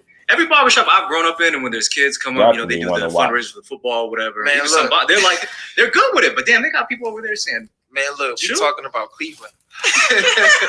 Where there's no rules. Oh my God. You know what I'm saying? But don't get me wrong, it was for sure beauty salons and barbershops that showed me a lot of love, but it was also some that gave me a hard time. You know what I mean? Yeah, And this Tiger it Keys. was tough. Like it was times where I'll go a whole day and then sell half a box, and I'd just be like just so disappointed and sad, like wanted to give up. But my dad, like he taught me, like he showed me, like man, everything not gonna be just handed to you. You gotta work for it. You know what I mean? Every day ain't gonna be the same when you work for yourself either. As I was getting more it's and more not. experience, That's why you gotta work cookies, every by the time day. I was like 14, like everybody, the whole city knew who I was just from selling candies and cookies. Like whenever I walked in, they already know what's going on. Say, yo, Tiger, I need that. Yeah, as soon as I walk in, I won't have to say nothing half the time. They just be like, man, go ahead.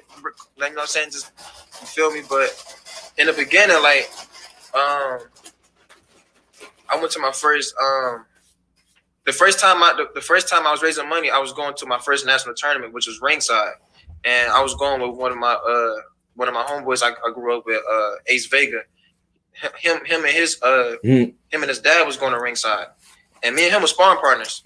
So you say you sound like one time they Regis came Mike. to our gym, we sparred, and his dad asked me, was I going to ringside? And I was like, nah. And She called him go, whatever. And he was like, man, yeah, so far so good, Shaw. It seemed like come up with the money, you know what I'm saying? You know what I'm saying? You good these with prospects got some good people in their corner. That was when I started to raise the money, and probably like that first weekend, I probably raised like over $1,000. Shit. Right, Keys, man. He on his way. He had a hell of a 2022. 6 fights. To have gone through that and to know how to sell a product. No, he wants like, to how smoke. do you feel that's affected you now that you might have more money than you did before? Snap your W-2 and file Fed and State for free. Simple tax returns only. See if you qualify.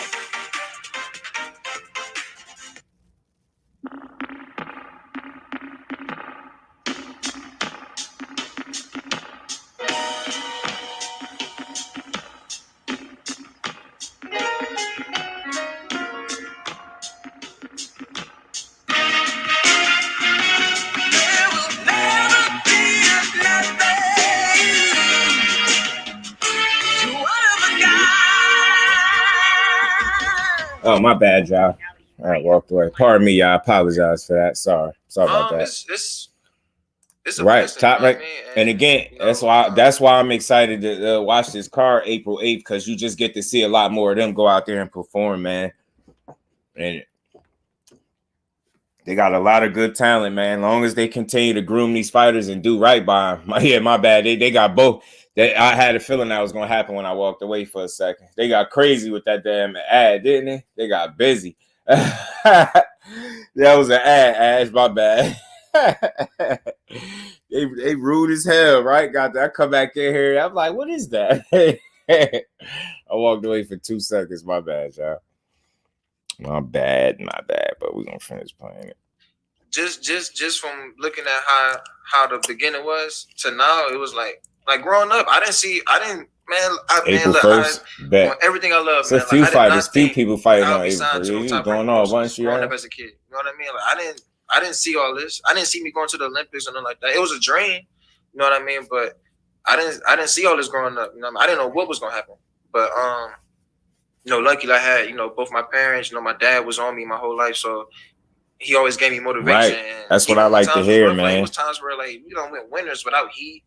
You know what I mean? Without no hot water. Like we done. I watched the Cavs win the championships without any cable. We ain't even had cable. We had the antenna. The antenna, right? And there was times like during the game, it'll just like start going on. We like, man, what? But I was able to. It's real, man. That struggle build character. That's all. You don't let it define you. You grow from it. And his struggle obviously built character.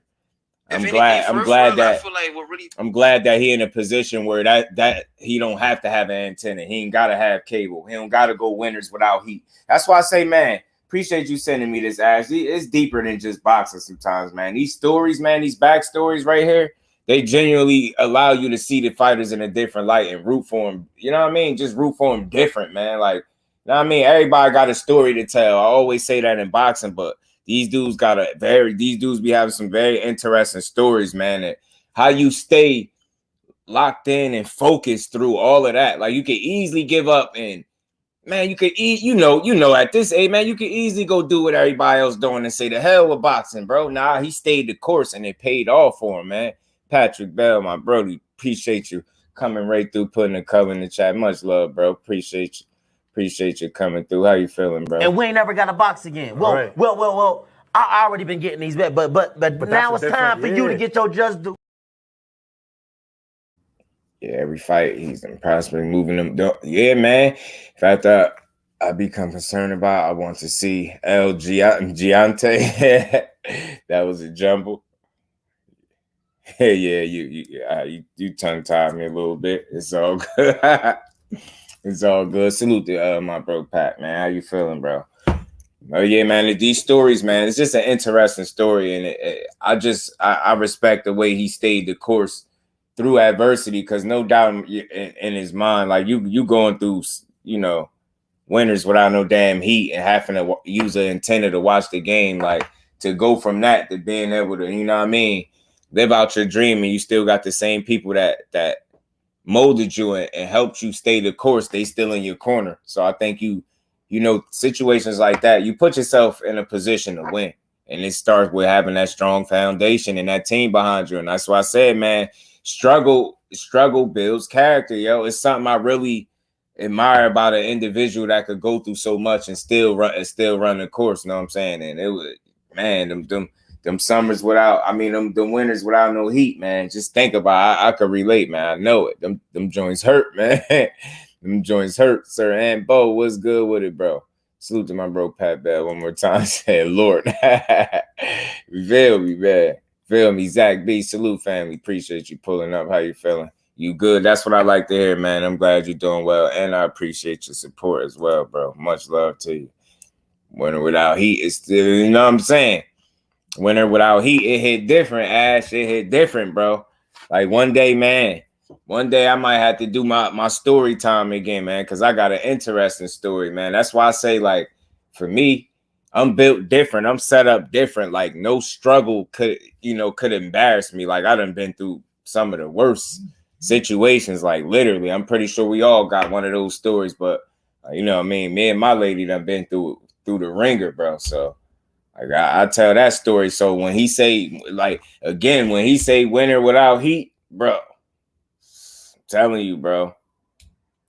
Shit, imagine a winter without an apartment to even have heat in it. And you got to use your car for the heat, man. I'm telling you, yo, it hit different, man. That's why I love boxing, man. The boxing is life, man. And the things that these dudes be able to overcome is just always amazing. And again, it's not that they, you know, because again, they're not the only one that had these type of stories, right? People have had it even worse, right? But it's not about who had it worse. It's how you are able to have it so bad and overcome that, stay the course, do something as disciplined as boxing. You know, that requires a lot out of you, a whole lot out of you. You see, you heard him say he ain't graduate, dude ain't go to prom, all types of stuff. So get what I'm saying? Like, that could easily make you lose focus. You see everybody going on doing their thing and you just being left behind. Like, you could easily lose focus. You know what I'm saying? Salute to everybody in the building. Y'all punch that like button. I appreciate the patience, man. And then I appreciate this interview, Ash. Appreciate it. This is a good listen. And like I said, you know, I always get something out of these interviews, man. And it's crazy how relatable this one ended up being. And I didn't listen to this before this, so I'm listening to this for the first time, right with y'all. But we're gonna keep playing this. If anything, for real, I feel like what really changed my life, like before, like the Olympics, was me making the USA team as a youth. I went to youth nationals that was held in Reno, Nevada, and You know what I'm saying, Ash? I worked so hard. Because soon as it get tough, you know what I mean? You know what's going to pop into your mind. The times in your life where you really had it tough and had to push through. So it was like, yo, I got through that. Man, it's not a workout that he can't get through. It's not a fight that he can't get in there and get through. You know what I'm saying? The motivation and the mentality is just different. That's why I say that struggle, as long as you don't let it define you, it builds character. Every time it don't miss. You know what I'm saying? That's why people be so appreciative for what they went through, because it helped mold them into the type of person that they are. So again, man, salute to him, because I'm pretty sure the struggle helped mold him into the type of fighter that he is now, man, I'm pretty sure he wouldn't change nothing. You know what I'm saying? He wouldn't change nothing. Manny Pacquiao go through with this Ben fight, you're worried, but just retire. You already got a legacy. I would say do exhibitions, but the last guy you did it with was beating him. He was beating him down. Yeah, just keep doing the exhibitions and chill out, man. Don't let Eddie trick you into fighting the Cloma Fiend dream, man. You know what I'm saying? You should not have to participate in such dangerous bouts at this stage in your career. You bogus, Manny. Do not let him maneuver you and trick you into fighting the Cloma Fiend dream, man. Don't do it. Don't do it, Ben. Don't do it, Manny. You heard what Dave Caldwell said. You need to come over here. Call out Ennis. Call somebody that's active in your age bracket. Like, stop calling out retired fighters, bro. Stop calling out retired fighters. It's weak, and don't nobody really care to see it. And again, no damn cheater shouldn't be rewarded with no Manny Pacquiao fight.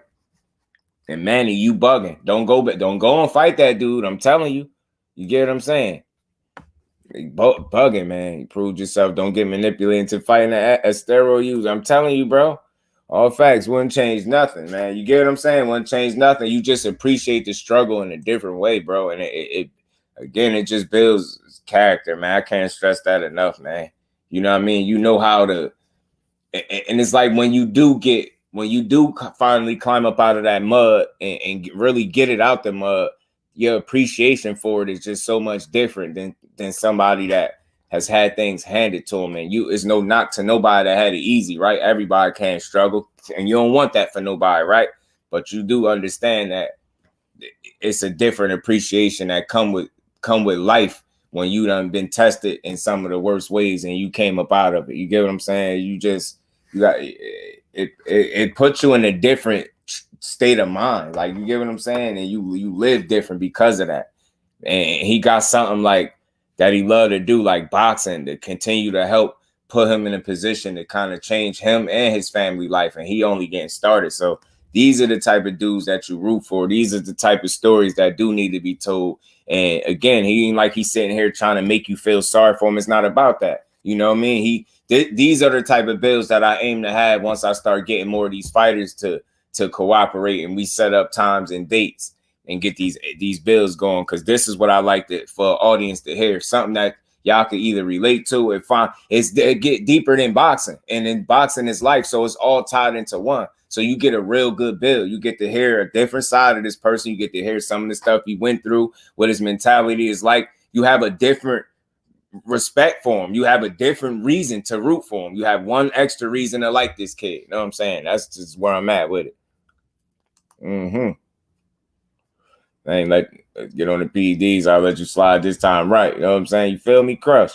You know what I'm saying? The Fantasy Sports Conor Benn is a cold pussycat. Facts, calling out retired people and dudes that's way past it, and we don't rock with that, Conor. So how dare you say anything about you wanting to fight Errol Spence, knowing damn well you would much rather fight Manny Pacquiao. And I guarantee you, if he was looking like Manny Pacquiao of the younger version of himself, you wouldn't dare be thinking about fighting him. You know what he looked like, so you know what to kind of expect, and you hoping to kind of get one and get an easy payday and put a name on your resume. But I can't respect that because you know what you're doing. It's like picking on the old man at this point, and that's weak. And this is boxing. It's a young man's game. He could easily come back, and it's not impossible for him to beat Manny Pacquiao at the stage that Manny's at. Especially when he the Cloma Fiend dream. You know what I'm saying? Nah, bro, we ain't rocking with it. Man, so, man, the hell with him, man. Manny, go find something better to do with your time, bro. Like, I trained so hard. Misfits, I was need more fights from you like that. You get what I'm saying? Fake, go back to the exhibition circuit, bro. Year, I was already Conor Benn is nothing personal, y'all.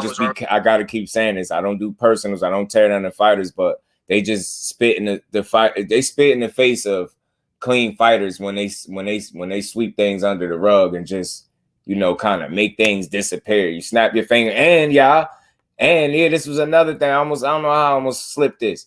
Do y'all know that WBC right on par got this dude ranked number 7? Number 7. You got the nerve to be ranking a guy that's just fresh off pissing hot. It's crazy how they playing, how they maneuvering with this situation. It's only gonna look worse for him. I'm telling you, people are not gonna respect it. I'm telling you, eggs or not, bro. Nobody care about no tainted eggs, bro. No contaminated eggs and none of that. You bogus, bro. So, yeah, I'm telling you, I thought he was done after Marquez put him in meme land forever. But nope. Retiring from the sport ain't enough for Manny. He trying to retire from the existence of life, bro. It can't be that hard, bro. Stop trying to let these dudes beat up on you, bro. You know what I'm saying? Get rid of these dudes, Crush. And I'm serious, like, this is what makes me call for people jobs. If y'all gonna be behaving like this when certain people cheat, or they do things wrong, he's still accountable. Even if it was a light penalty, it had to be some type of penalty. You just moved on. You know what I'm saying? Got the nerve, now you got him ranked at number 7. Come on, man. Sanctioning bodies are a joke, bro. The WBC is making a mockery of the sport, yo. I'm telling you, it's crazy, Crush. They really don't care about the integrity of the sport whatsoever, man. They don't. Long as they make dollars that make sense to them, they don't care. If they can get a hyped up Conor Benn, you know what I mean, in there with a Manny Pacquiao to sell a fight, they gonna do it. They don't care who they gotta use up and who get hurt in the process. They don't care. That's what they sending a direct message. That's not indirect. That's a direct message that you can cheat if you want to, depending on who you are, and we gonna cover it up and get you a good fight. That's what that's saying.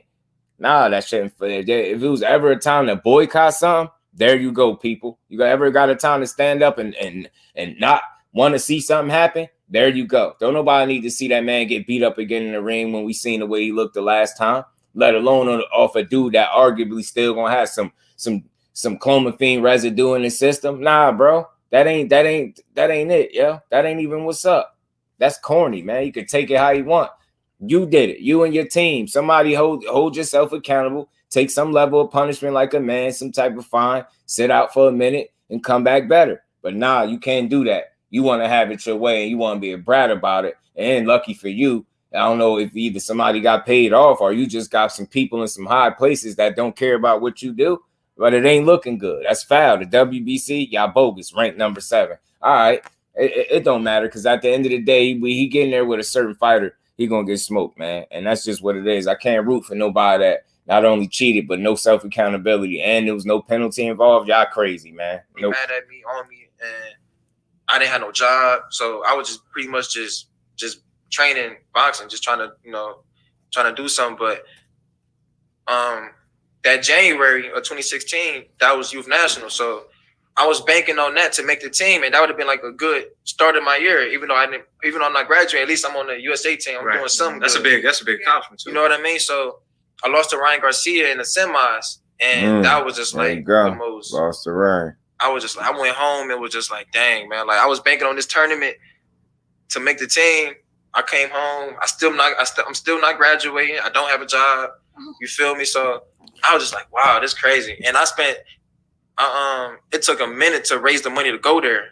Now, just to stop it right there real quick, look at all of that you go through, yo. You doing everything right. You training as hard as you can. You doing what you need to do. You staying the course. You putting all the personal life stuff to the side, getting in the ring, putting it all on the line, and then you get in there with a young kid and Ryan Garcia and you lose to him after it took you so long to get that money.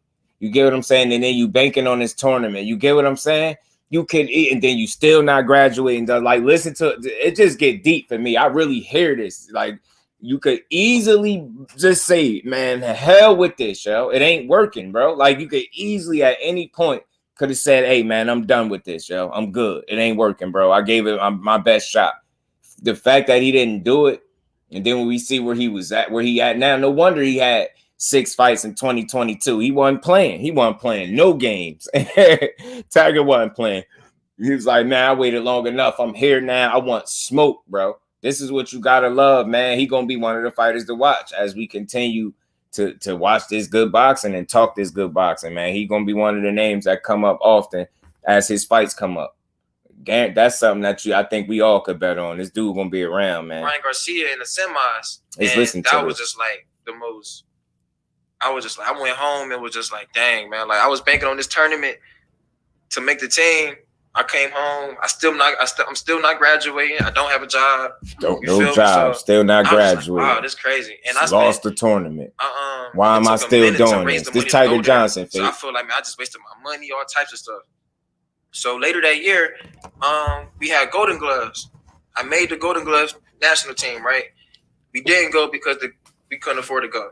the whole team, like the whole I made Cleveland Nationals Golden Glove team, and they didn't take the whole team because they couldn't afford to take us. Oh my God. So I'm like, man, this now is you make the team and they can't afford to go. You know what I mean? Man, here, you make the team and they can't afford to go, so nobody go. So tell me again, as a young kid, why am I doing this? They told me if I do X, Y, and Z, I would get to A, B, and C. You get what I'm saying? Now I done did X, Y, and Z, and I'm still stuck. Why am I doing this again? It's easy for that type of thought to creep into the head of a young man, a young kid. You know what I'm saying? Why am I doing this? Why am I staying in the court? It ain't working. Not pressing the panic button, believing in yourself, believing in your family and what you doing, and staying the course is the reason that these dudes be around. So you understand pedigree and mentality, man. You understand what a kid is made of, man. It's going to be one of them ones, I believe, man. That's why I always say it's more than what you do inside of the ring. It's mentality, man.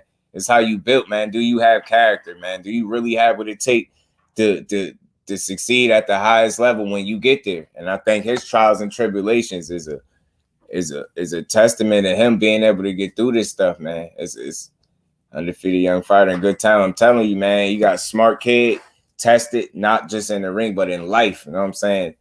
And he driven, man. And I think he got the right stuff motivating him. You get what I'm saying?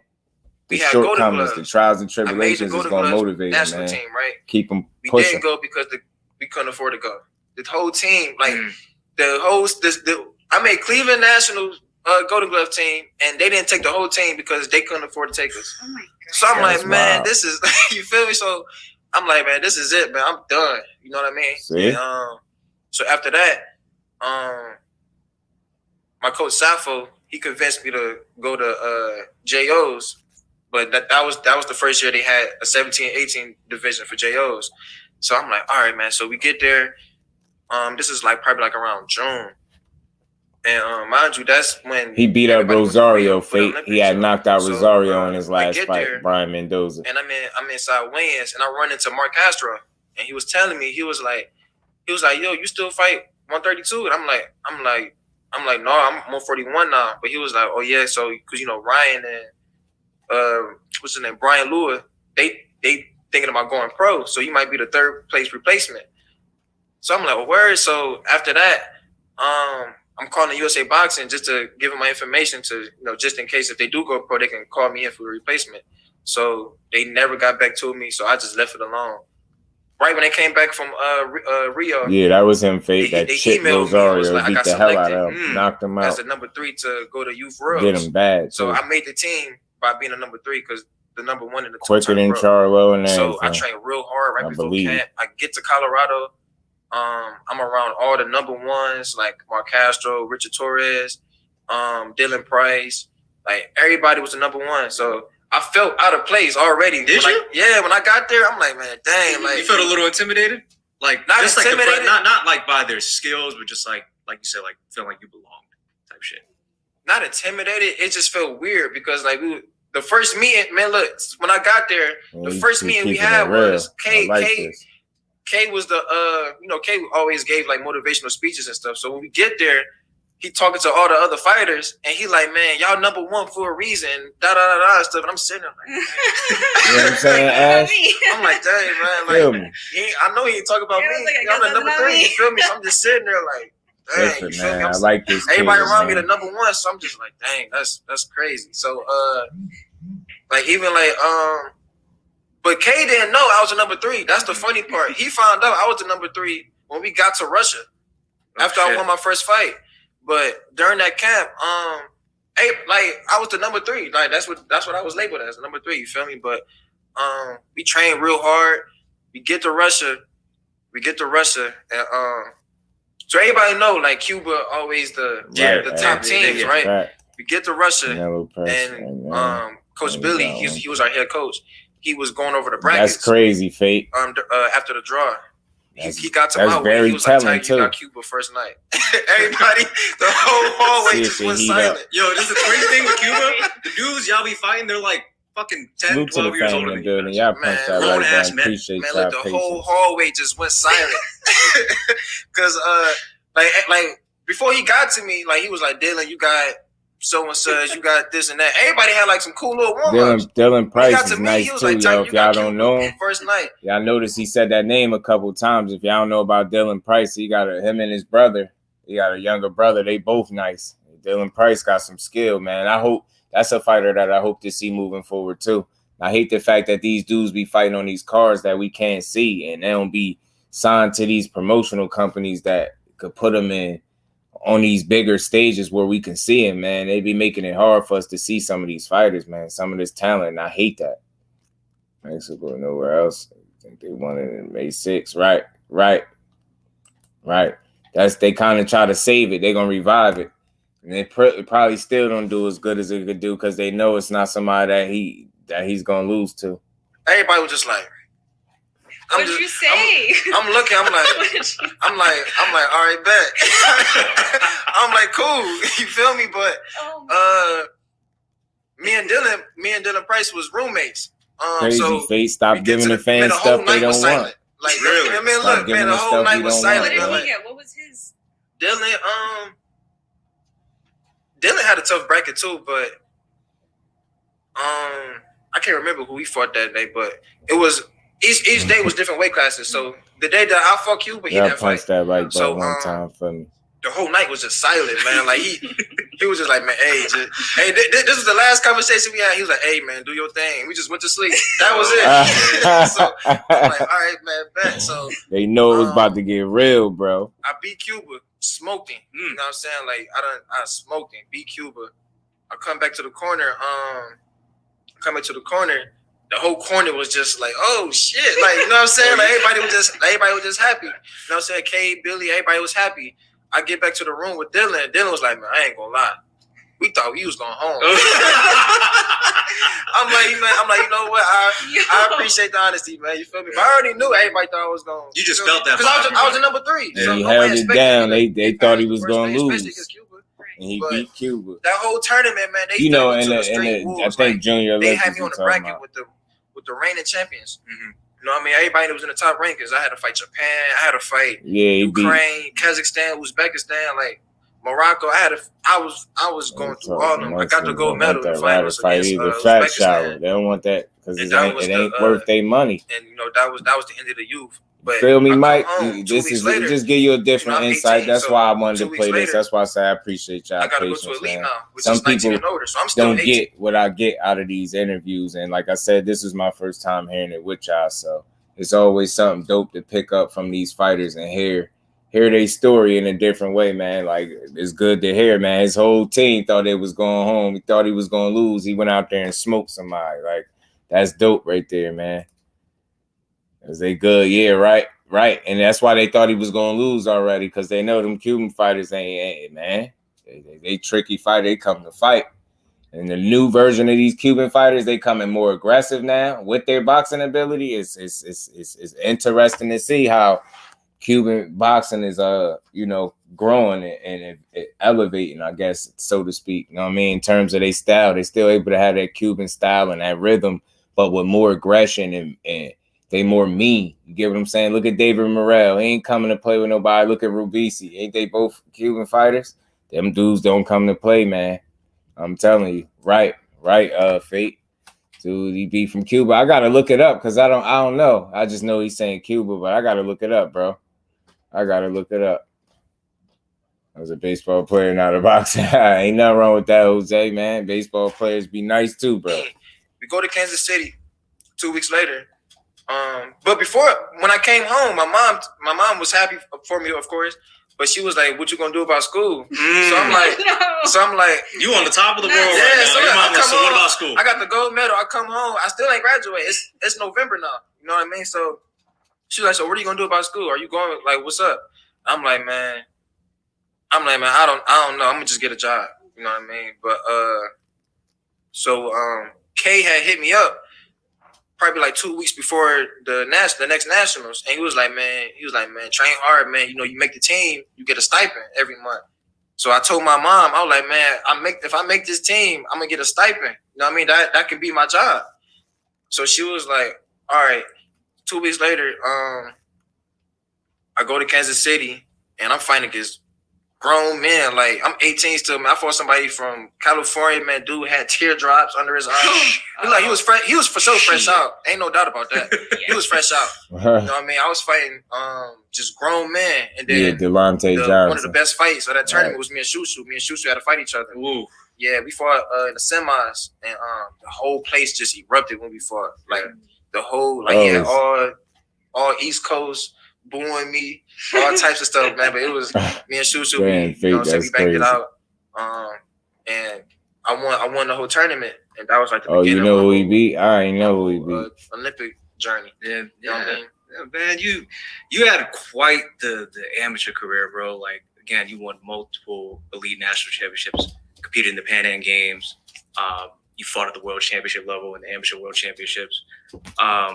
Getting to the Olympics, like, what was that experience and that feeling like for you and your family? Like, how did your mom feel? Like, yeah, you know, school didn't work out and stuff. But like, damn, I'm an Olympian now. It was a dream. It was a dream come true, and we thought we was gonna have a weird experience because of COVID. Israel, salute, bro. Appreciate you pulling up. Get there, man. Like, my mom gave me was right. You get what I'm saying, Ash? Right. This whole interview, Ash, is dope. That's why I'm playing it through. I said I appreciate y'all patience, man. Hanging in there. We get off the plane, man. The whole airport, like all the Japanese people was just showing us love, man. Like, they had signs, USA signs. There was cameras everywhere. Like, it was crazy. Like, from when we landed all the way to our bags, man. They was just like showing us just so much love. So we felt like, you know, we felt like Olympians. You know what I mean? Like, the COVID really didn't really play no factor. So we had a real good training camp at Miyazaki. Then when we get to Tokyo, we get to the village, man. It was like the same thing. Like, they all just showed us love, man. Like, it was crazy. And then before we even left Colorado, we had a meeting, and they were saying like, so we got our Olympic gear with Under Armour. We like our USA Boxing Olympic gear, but you know, in the Olympics you get the polo, the Nike and stuff like that. But they were saying like, don't get your hopes up. Like, you know what I mean? Like, you know what I'm saying? Like, you know, don't expect a lot because of COVID. So we didn't really expect a lot. Man, we get to the village, we go into our room. It was just big luggages with our names on it, like Polo, Nike, just luggages, man, like just filled with all types of stuff, like sunglasses. They gave us a watch.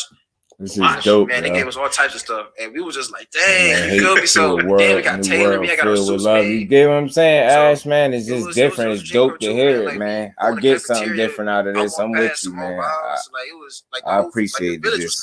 Even if the interview ain't from me, everybody was outside of the village. Like, everybody was walking around, like, you know what I mean? Like, everything was normal. Keyshawn was my roommate, in the village, and this the crazy part that nobody like. This the crazy part.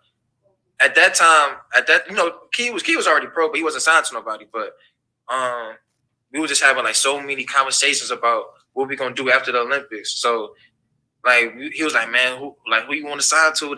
Stuff. I'm like, man, I was like, man, I love to go to Top Rank. Like, we always saying like, man, we love to go to Top Rank. But manifesting it. But Duke and Troy was already with Top Rank. Yeah. But I was like, man, I'm trying to go with Top Rank. But we all was like, man. We were just so focused on just trying to get our stock up. Like, my whole thing, I was so focused on getting my stock up so Top Rank would want me. You know what I mean? So when I lost to Cuba in the quarterfinals, I was like, dang, man, Top Rank probably ain't gonna want me no more because I ain't medal. You know what I mean? But I come home, man, and, you know, Top Rank was, you know, they came knocking on the door, so I damn near cried. Yeah. But that was cool. Dope, you know? man. That's dope. When did you get that first moment from Top Rank, or the first person to reach out to you? My manager had called me.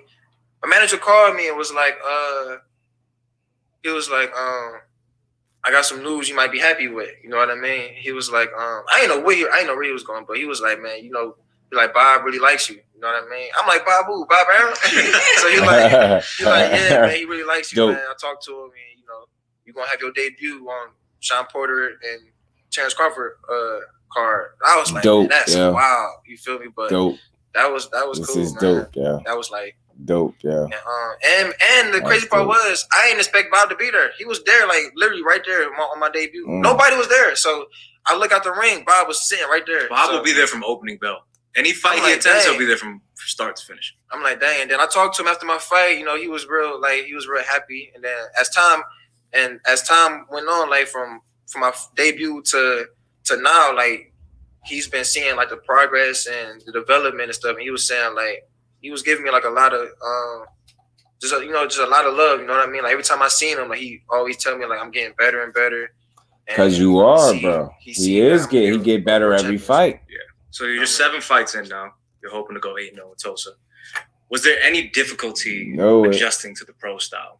You know, you fought at the world amateur level for a very long time, and you've seen a lot of different styles.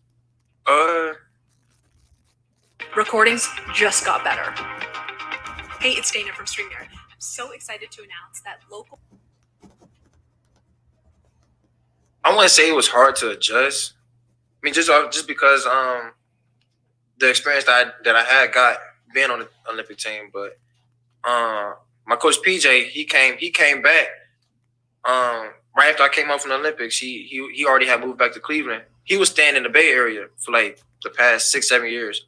So I had asked him to come back to help coach me, and he actually came back to help me be to help me train for the professional. Bless facts, Ash, for just to stay in the course, man, and believing in the process. Like as far as like, it's just hard to stay the course, man. He had so many lumps in between there, Ash. He could have just gave up. That's what I say. Even he was like, man, it's over. Like, but he ain't quit, man. And he got the opportunities right. Before I started to even see think the about difference, quit. Of course, you know, being in other boxing, MMA 365 was good, my bro. How you feeling? For my second fight, I fought that January. So right after my second fight, I went to Terrell Boucher's camp, and Virgil Ortiz was there. Alexis Rocha was there. That was out in LA, right? Yeah, it was in LA. So I ended up going out there to train, and I ended up sparring Virgil. I sparred Alexis. I got sparred Terrell. And I got a chance to really see Mystery like, Machines. just, What's like, good with it, family? You know, just How being you in the feeling, ring with, bro? you know, they top, Appreciate you stopping through. contenders. You know what I'm saying? Rocha and Virgil, they contender fighters. So I got a chance to see like just being in there and trying to adjust to the pro style and stuff. So that camp, man, I learned a whole lot just off that one camp. You know what I mean? And that was that did a lot for me. When did you start working with PJ? How'd you guys meet? Well, PJ, you know, he was a top boxer in the city since I was a little kid. You know what I mean? I watched his generation from when I first started. You know what I mean? He's part of the 08. He's part of the 08 class. So growing up, I don't watch them fight Golden Gloves. You know, he turned pro. I don't watch them fight professionally. So I already knew who PJ was. So we all knew each other, and you know, I was the top fighter on the kid side in Cleveland. You know what I mean? Like everybody knew who I was. You know what I mean? So 2019, I went to the Last Chance qualifiers, and PJ, my coach Sappho couldn't go because he had to work. So PJ flew out to Mr. Kyler, what's good, bro? Where I had my Last Chance qualifiers for the Olympic trials, and he coached me, and that's when I was like, man, like. Is he gonna be my coach? Yeah, him and Sappho is gonna be, you know, my coaches. So I was like, man, you know, try to come back and you know, help me out. But even before that, but when I was like 16, 17, when times was rough, like I wanted to go pro. Like trials and tribulations build character, man. To Ryan, I was thinking about going pro because I ain't have nothing. I ain't have nothing. I ain't had nothing to lose. You lost to Ryan. You thought about going pro. So I'm gonna just go pro. But he convinced me to not go pro. PJ was like, man, dude, do not do that. You know what I mean? He was like, man, just thug it out, man. And you know, you're gonna be good. I was living in the projects, you know what I mean? So you know, PJ for sure helped me out a lot. That struggle is different when you make it out. I swear, man. You wanna run it back? It's different when you make it out. That's Garcia? Yeah. Oh, yeah. I remember you texted me one time. You're like, "Yo, I gotta send this tweet. Like, how does this look?" And he was talking that shit to Ryan. Oh, now he's fighting Tank. Yeah, that's gonna be. I actually want to go to that, man, but they sold out in the first 5 minutes. Sneak in, Tiger. Just sneak in. You're a fighter. Sneak in. Yeah. Just say I love to go to that fight, but I hope I get a chance to run it back with him. Yeah. That was the only time you fought him? Yeah, Man, they better get that I wanted my man a rematch ticket, after man. that fight, but he turned pro. But the crazy part was like I was so mad losing to him because like when I fought him, it was so much going in my head. Like just they were like everybody was around me was like, man, you gotta dominate, man, or they gonna rob you, or they gonna do this and that. Like you can't, you know what I mean? So it was just so much going on, like, you know what I mean? So when he beat me, it was just like, man, I was just so mad. Like I wanted to fight him again so bad, but you know, he ended up turning pro, and you know, so the whole time I'm like, man, when I go pro, man, first chance I get, I'm getting my rematch. You know, but, you want that smoke, yeah. For real, like I actually thank Ryan for turning pro. You know what I mean? Like, cause that would have never happened. I would have never went to U4Ls, got the gold medal. You know what I mean? Because he found opportunity. Yeah, in like that, man. I thank him and Lua for turning pro. Like, what's the odds of that happening? The number 3, getting caught. The number 1 and the 2 turns pro at the same time. You know what I mean? So that was just a blessing for me. It was man. in So the plans already for doing you, that. man. But, yeah, like hopefully I run it back. What happened in you the, want that in the smoke. fight? I haven't seen it, so I don't know how it went. You fought him. It was. What did he do that was difficult? It's not really what he did that was difficult. I was headhunting, you know what I mean? Because I was knocking people out before I fought Ryan. I was sleeping dudes, you feel me? But when I fought Ryan, it was more so. It was like it was competitive in the beginning, but I was so busy trying to headhunt that I wasn't thinking right in the fight, you know what I mean? And he basically just edged me out, you know what I mean? Seattle Rick, he's a good fighter. Was good, you know bro. what I mean? So appreciate it was you for sure like how you feel, a good fight, you know what I'm saying? He beat me. What's good you know with you, bro? But yeah, man, he ain't gonna want this. He ain't gonna want this rematch, ass. He ain't gonna what want I could have did, I was like, I could have beat him like so easy, but it was just I just wasn't in the right mind, you know what I mean? But at the end of the day, you know, he beat me fair and square, so you know. Yeah. But I know if he run it back, it's a whole different story. Yeah. You know what I'm saying? We gonna say that for that time. Struggle. Me too, Ash. You're man. it allows you to be able to I'm sure appreciate it's really in it's a different light. You and your family. So you know, and then all that's going to continue on April 1st. So yeah, I appreciate it, man, and it's crazy too, man, because it's like, just coming from Cleveland, man, it's like Terrell signed to Al Heyman, and then Sean Porter was with Al Heyman, but other than that, it was like, you know what I mean? Like, I'm the first person to sign with Top Rank out of Cleveland. And then, you know, Abdullah, Oh yeah, Abdullah, yeah. And then Dante. Yeah. But I'm the first person to sign with Top Rank. You know what I mean? And out of Cleveland. But it was like it's crazy, man, because it's like it's so hard to make it out of Cleveland, man. Like just everybody say that. Anything when it come to if you let alone boxing, sport, y'all. Let alone football, boxing, basketball, boxing. Whether if you just trying to go to college, like it's just so hard to make it out of Cleveland, man, because it's just like a lot of it's just a horrible environment. You know what I mean? And one thing I can say, $40 sports in Cleveland is that we got diehard fans. Mm-hmm. You know what I'm saying? Outside of the the environment, when it comes to sports, no, they got Welter. They got them listed at 47. They gonna ride with you for sure. Sure. At least that's where they got him listed. But his last fight wasn't at 47. His last couple fights. So we appreciate your time for joining us here at the time. They got him listed as Welter. Say a last minute bit to your fans. Appreciate all the support, man. Yeah. April 1st, you know. April 1st is next fight, man. That was a good build, man. That was a good some good insight on Tiger Johnson, man. And you could tell that kid is hungry, man, and he gonna be around, man. He focused, man. He stayed the course with all those bumps in the road like that. One could only imagine, you know, what's really in store for the kid, man. And I think he only getting started, man. And like I said, he came out the gate strong, man. Like Ash was saying, it's 2022. It's crazy. The dude had 6 fights in 2022, man. He came through gunning, man. He turned pro in 2021, got that 1 fight out the way. And that was late 2021. So the time span in which he did it, you know, it was late 2021. You know what I'm saying? It was like November. It was late, you know what I'm saying? So that's when he turned pro. But then after that, man, the next year, 2022, he just went crazy. Zoom, what's good with my bro? Blessings to you, Brody. Appreciate you pulling up. How you feel?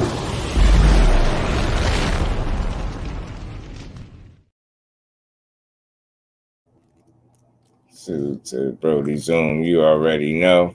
Tank lullabies. You know it. You know I know it. Man, but that was a good build from Tiger Johnson, man. That's again, 140 just got a lot of talent in it. It's a division that get talked about, but you could never talk about 140 enough because it's always somebody there to talk about. You know what I'm saying? Sports matchups, my bro, the D Free. What's good with it, D Free?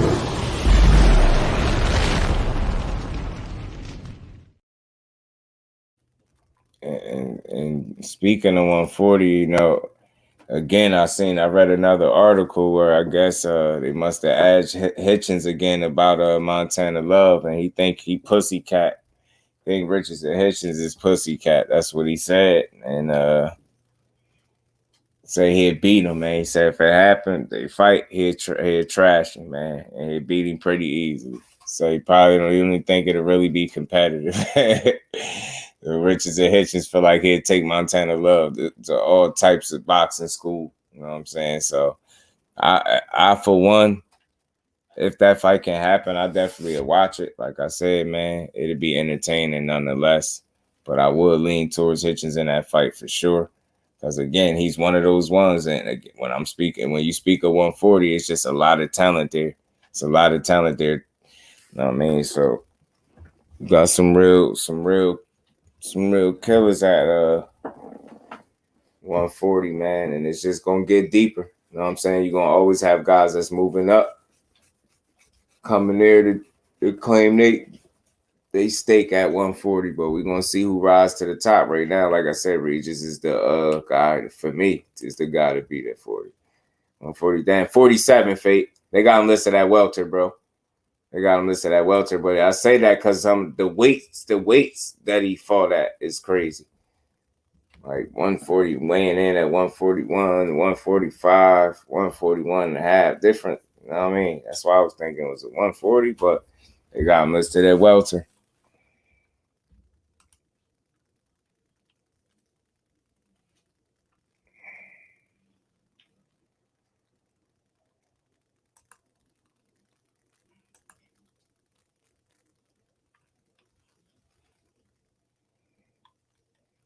See, but then again, they got him. It's weird, Fate, because they got him listed at welter, but this fight is listed as super lightweight.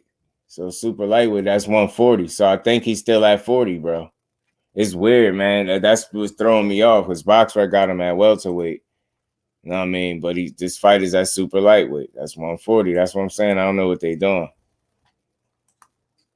Tiger 140, man. Yeah, he gonna smoke something. Salute to my bro Mike Kirk, always showing love, putting that color in the chat. I like how Johnson speaks. A quote I like is that you grow through what you go through. Right, Mike. Absolutely. You know what I'm saying? And through that adversity and that turmoil builds character, man, and a hell of a man if you don't let it, you know what I mean, consume you and define you, man. And he's a prime example of you know what I mean, believing in the process, staying the course, and just not giving up. You know what I mean? And I believe that's why the sky's the limit for him, man. He got a bright future. He got a high ceiling, man, and he's gonna be around for a while, I believe. Salute to my bro Mike. And we ain't never got a box again. Well, right. well. I already been getting these bets, but now it's time for you to get your just due. Yeah, right. Salute to my bro Mike. Much appreciation, much love, man. Montana Love will have to stop Hitchins to win. I don't think he can. Nope, I don't think he will either, Ash. Check out my Jose Luis Castillo edit. I got you. Bet I'm gonna check it out for sure. Tiger gonna be moving up and down. It's like it's weird, right? It's like I don't be knowing. So, but he a solid kid, man. He could campaign at 47 if he really need to. He got the size for it. He like what? They got him listed at 5'11". So damn sure got the height. Got a 71-inch reach, I believe. So got the height and reach to be up there if you want to. So, but I like Tiger Johnson, man. He's just one of them upcoming top-ranked prospects. That's nice, too. They got a lot of them over there, man. Jahad Tucker is another one. I like Jahad Tucker. Jahad Tucker surprised me. He at 54 now. And I seen him getting some work in with boots. I seen Jahad Tucker getting some work in with boots, man. Versus Tigers are very possible because I love looking right now. Love getting that rematch. He was talking like he was, but I'm not sure. I could have swore Steve Spark was going to fight somebody else. I'm not sure, though. I have to check, but John Tucker, yeah, 54, Fate, I believe. You know what I'm saying? 54, I believe. Let me make sure. Yeah. He had missed weight. Remember, he was supposed to fight on this other card, and I think he missed weight and didn't fight. But it was a reason, and I believe he said for that. And he came out hot, too. Jahad Tucker came out hot. 2 fights in 2022. 1, 2, 3. 1, 2, 3, 4. He had 4 fights in 2022. Yeah, he's supposed to have 5, so he came out kind of hot, too. He was getting this fight on, man. Let's see something real quick.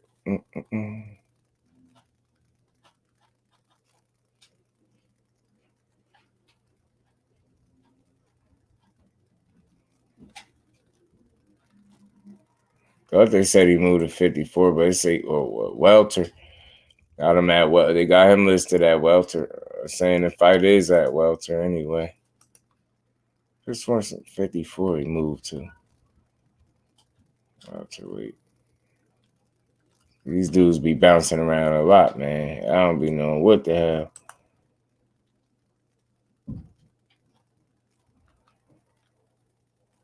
Yeah, because the dude he fighting is a super welterweight, a 54-pounder. So BoxRec be wrong, y'all. BoxRec be wrong. Yeah, he moved to 54. I heard he moved to 54. That dude he fighting is at a 54-pounder. So he at 54. Right, Ash? He at 54. I ain't tripping. Salute to my bro, Mike. Appreciate you. I wonder why people mention Xander to him. Yeah, right. That's what it is, Fate. He moved up. And that again, he was doing some rounds, getting some work in with boots, man. That dude definitely moved up. Yeah. And the dude, that's why I knew to check the dude. What was he listed at? And he's listed at super welter. And ain't no way he going back down to welterweight. Like, I don't think so. I think, dude, they staying up. I think that fight gonna be at 154. We gonna see. We damn sure gonna see. But Xander is good too. Xander, another one. He nice, man. I think don't he got a fight coming up? Or was he injured again? I think that 54 at the group spar. He said, "Hell nah." I think he's staying there. I think that's where Jahad gonna be at. I was supposed to have him on. I gotta reach back out to his pops again. Like I said, I just hate to feel like I'm hounding people, but he got like 5 sons that he working out. He got Jahad and like 4 other kids. Xander was injured, right? He coming off an injury, right? Yeah, he was supposed to fight and had to pull out. Yeah, I just did report on that. So yeah, I almost forgot. My bad. I did report on that. He is injured. Let's see what he do when he get back, man. He got time. I like him. Active, always improving, right? I want to see how much better Xander gonna get as time progresses. You know what I'm saying? Because he is a solid fighter with a lot of upside, and he seemed to get better every fight. Pretty much, he make improvements from fight to fight, I think.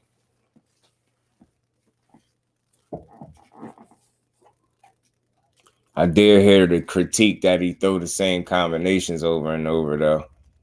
did hear that. That's something to pay attention to. Let's see how much more creative he get as time goes on with his offense.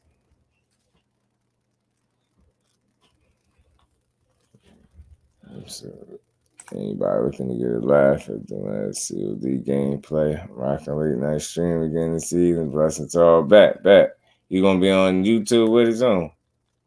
So I'll come over there and check you out. Hey, good people. I'm sorry I'm late, but I'm here. Catch me up, please, and thank you. Salute to my baby girl. How you feeling, baby girl? Appreciate you stopping through.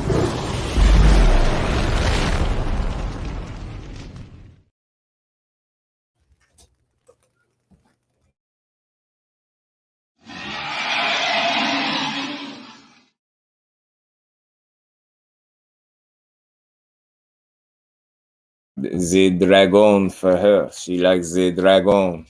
Fellas. The dragon. Shakur, man, Oscar heard him. Oh, yeah, the body shot. Yeah, that was funny as hell. I want to play that. I wanted to make a video out of that. Man, that was funny, bro. Damn, that was funny, bro. And I forgot where I seen it. I think it was Boxing Jams. I think it was. It's the title of the joke. Teach, what's good with it? What, with AB? Nah, hell no. I was like, damn, Teach for real, but I had to think about it. Nah, nope. AB, some type of promotional deal. They didn't go too far in the details, Teach, but yeah, it is Don King, right? Right. What's good, Teach? Appreciate you pulling up. Didn't Don King fail to pay Dubois? I don't know, did he? But yeah, Broner went for it, man. Broner went, you know. So let's see what materialize out of it, you know. It's crazy though. It is crazy. It is crazy. I know it's crazy. I know. It's crazy. I know. But we're gonna you seen crazier things, right? You know what I'm saying? Let's see. I mean, at this point, you got to try something, right? I think that's what Broner at with it. He at the point where, you know, something got to work. Something got to work out. You know what I'm saying? Something got to allow my boy to get back in there and fight somebody. You know what I mean? He trying to be the can man. Golden boy Eddie Hearn. Right. I don't think Eddie Hearn say something like he think he supposed to get paid how he was years ago. So I think that's Eddie Hearn reasoning for not dealing with him. Because he already putting a cap on what he had paid Broner. You know what I'm saying? So I don't think that'll work. But Golden Boy, that'd be interesting. He'd be saying, I owe money. What you think you're going to say about Don King in the future? Right. You know he had to come back and say that wasn't the case, right? Too, Ash. He had came back and said it. Like, hey, I don't owe him nothing. I said, yeah. Better had cleaned that up because that wasn't a good look. You know what I mean? Blaming that man for owing you money that he don't owe you is crazy. That's why I said this. I took that with a grain of salt when people was reporting it and they said it because I was talking about it too. I said, like, you can tell that it wasn't what he was saying it was because when they asked him, like, around how much money you think he owed you, like, he was like, man, I don't know, man. I just told him, man, forget that money. Nah, bro, if he really owed you a substantial amount of money, you would have a ballpark figure around how much money is owed to you. You ain't going to just be blindly saying somebody owe you money and don't have the slightest idea how much. That's why he had to come back and say that wasn't the case. He don't own. Yeah, who right? Probably everybody, right? Teach. Possibly everybody, right? Teach. You know what I'm saying? A little bit of everybody other than Don King. I tell you what, it is unexpected. So I don't even know what to think about it. I don't know how it's gonna work. Right, Ash. And I think this is his whatever opportunity this might be the last shot. So yeah, he gotta stay focused, Ash. Like and that's the thing, he looked like he's still in shape and things like that, and he trying to be locked in. I see him post a picture of him and Don King, but I'm like, man, I don't even know what to make of it, but I know that's what they said, some promotional deal. They ain't say nothing about no fights or who we gonna fight, none of that type of stuff. Knockout Boxing 86 TV. What's good, KO? How you feeling, bro? Appreciate you stopping through.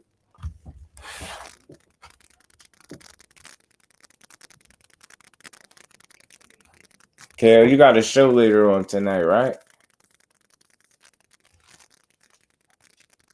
I gotta make sure I stop through, man. I've been kind of missing some of the shows, man. I know you got one later on.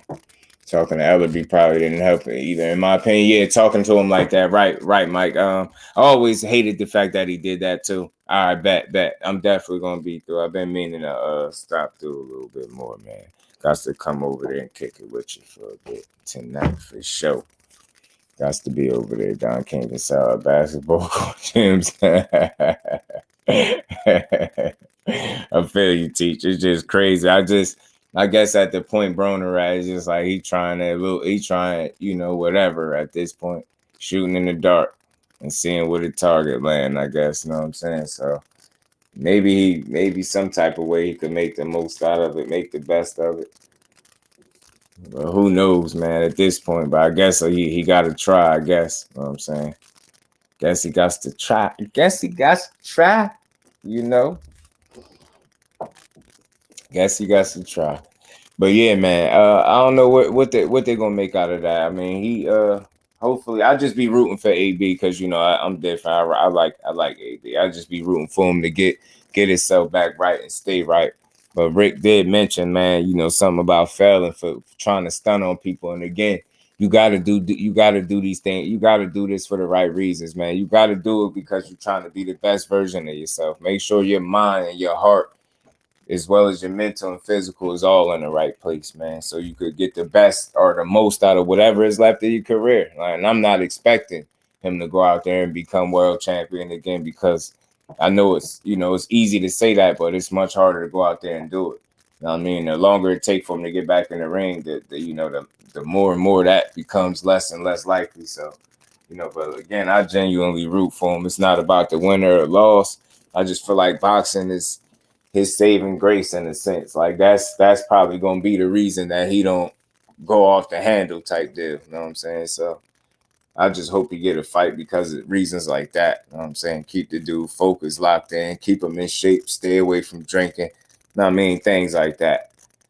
You know what I'm saying? But we'll see, man. We'll see. Don King, I just definitely didn't expect that. I know we've seen crazier things, but I damn sure didn't expect that. I ain't gonna lie. Yeah, I ain't expect 3 damn fights to fall out, 3 opponents straight to fall out either, but we just seen that too. We just seen that too, so I don't know, y'all. I don't know, but yeah, man.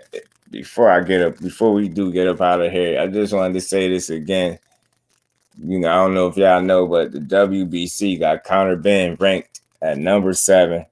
Got him slipped right back in the rankings. You know, rankings don't really mean nothing, especially for reasons like this. When they do things like that, especially given the circumstances that surrounding them. And again, it's never personal with me. It's just no way in hell that he could, you know, have that B sample floating around. And it is what it is. They just sweeping it under the rug and then trying to reward him with a fight that you would pretty much consider to be lucrative if they get him and Manny Pacquiao in the ring June 3rd, how they, you know, that's been swirling around. I just don't know how for sure that is, but they saying Conor Benn going to be back in the ring June 3rd. So it's crazy. Maybe one good fight was in it. Maybe. You know what I'm saying? Don King came out of nowhere. Asher did. GAD was good. I thought Broden was negotiating a new date with BLK.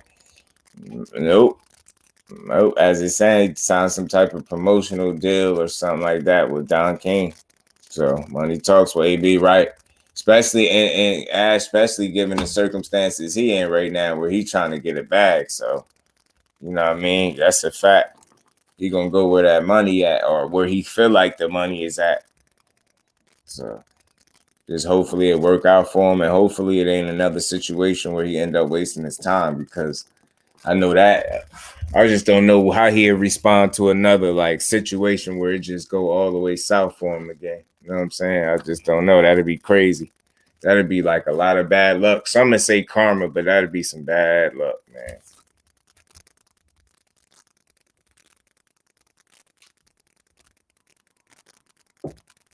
Damn, man. T said, T said, this is not going to work out. Who fight this weekend? I got to check, Ash. I'm slipping. I'm mad that it wasn't Virgil and Stan Young as how it initially was, right? They fighting, I think, April 29th now. That's a fight I was looking forward to. I got to check that, man. I'm slipping. Where my boy undercard at? You say, I can see Don King AB match. You can't see it. Yeah, man. I don't. Who knows? I just don't know what to make of it. You know, I can't be overly like I can't be excited for it at all. You know what I'm saying? I could just try to be optimistic for him, but I just don't know what to make it at and what it's going to lead to. You know what I mean? Especially at this point in his career. You better know Don King, an old gangster. Man, AB, man, I just don't know. I want to get more details. I want them to release more details on the situation. Like, I didn't see much, like, that they said where I was reading it at. You're going to see. Don King going to have AB. Because Don King had a couple fighters, didn't he have, what was his name? Trevor Bryan. Then Don King got a couple fighters, don't he? Right. I hope me too, Edgar, bro. Just for his sake, bro. I hope he ain't walking into a situation that's not gonna work out for him. I really do. Because I'm always pulling for AB, man. I'm always pulling for AB. I want to see him get another shot, man. Get one more shot at it, man. Make another run, man. You know what I mean? Get about 3 more fights, man. Get about 3 more fights up in you. You know what I mean? Get you a couple good bags and invest, man, and fall back and enjoy life, man.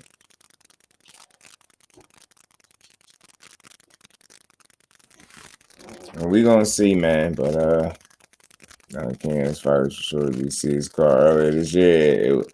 I think his fighter got knocked out face down, didn't he? One of his fighters did. They are decent at best, right? Yeah, he ain't got no killers for sure, Teach. And one of his killers I got smoked by Daniel Dubois. You know what I mean? Daniel Dubois smoked Trevor Bryan. Man, he beat him up. Flawless mentality, Dr. Mark. Salute, OG. How you feeling? Appreciate you pulling up. How you feeling?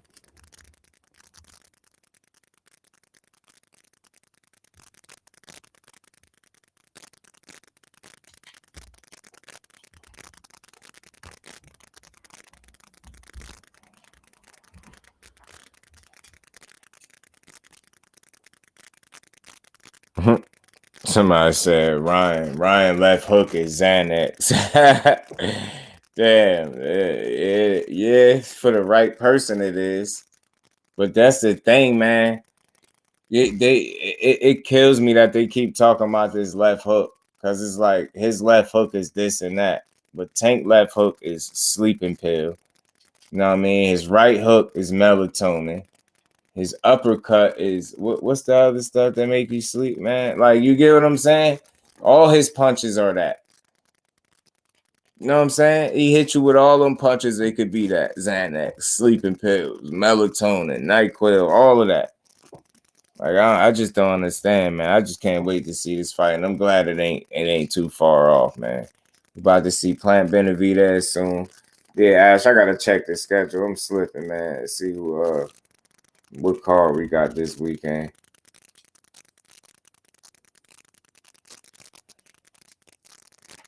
But yeah, we're gonna see. But yeah, man, that left hook, man, I just can't make that much out of that. I just can't believe that that's gonna be the punch or that's because he got that Tank is in so much trouble. Like, the more they say that, the more I think he gonna really get himself hurt. I'm telling you now. I'm telling you, there's only so much somebody can do. What are you gonna do? Grow an extra arm like with the left hook? Like, keep talking about it so much. Like, I ain't saying he ain't gonna, you know, you can't punch with your right hand, but again, you talk about it so much because you know that's your money punch. It ain't no other punch that you got. They just now starting to talk about his right hand. Joe Goosen talking about what he doing to sparring partners. He really beat his sparring partner up. Do you be seeing what Tank do to his sparring partners, bro? Like, somebody sent Joe Goosen a clip of what Tank do to his sparring partners since he talking about what Ryan doing. And you tell me, is Ryan doing that? Now, I'm pretty sure he ain't. He ain't doing what Tank be doing to his sparring partners, bro. Manny versus Pac. I mean, KSI. This is so popular. Yeah, that tag team garbage. Yeah, man. I'm seeing it. Manny versus Floyd. Yeah, I seen somebody had a poster or something, fake.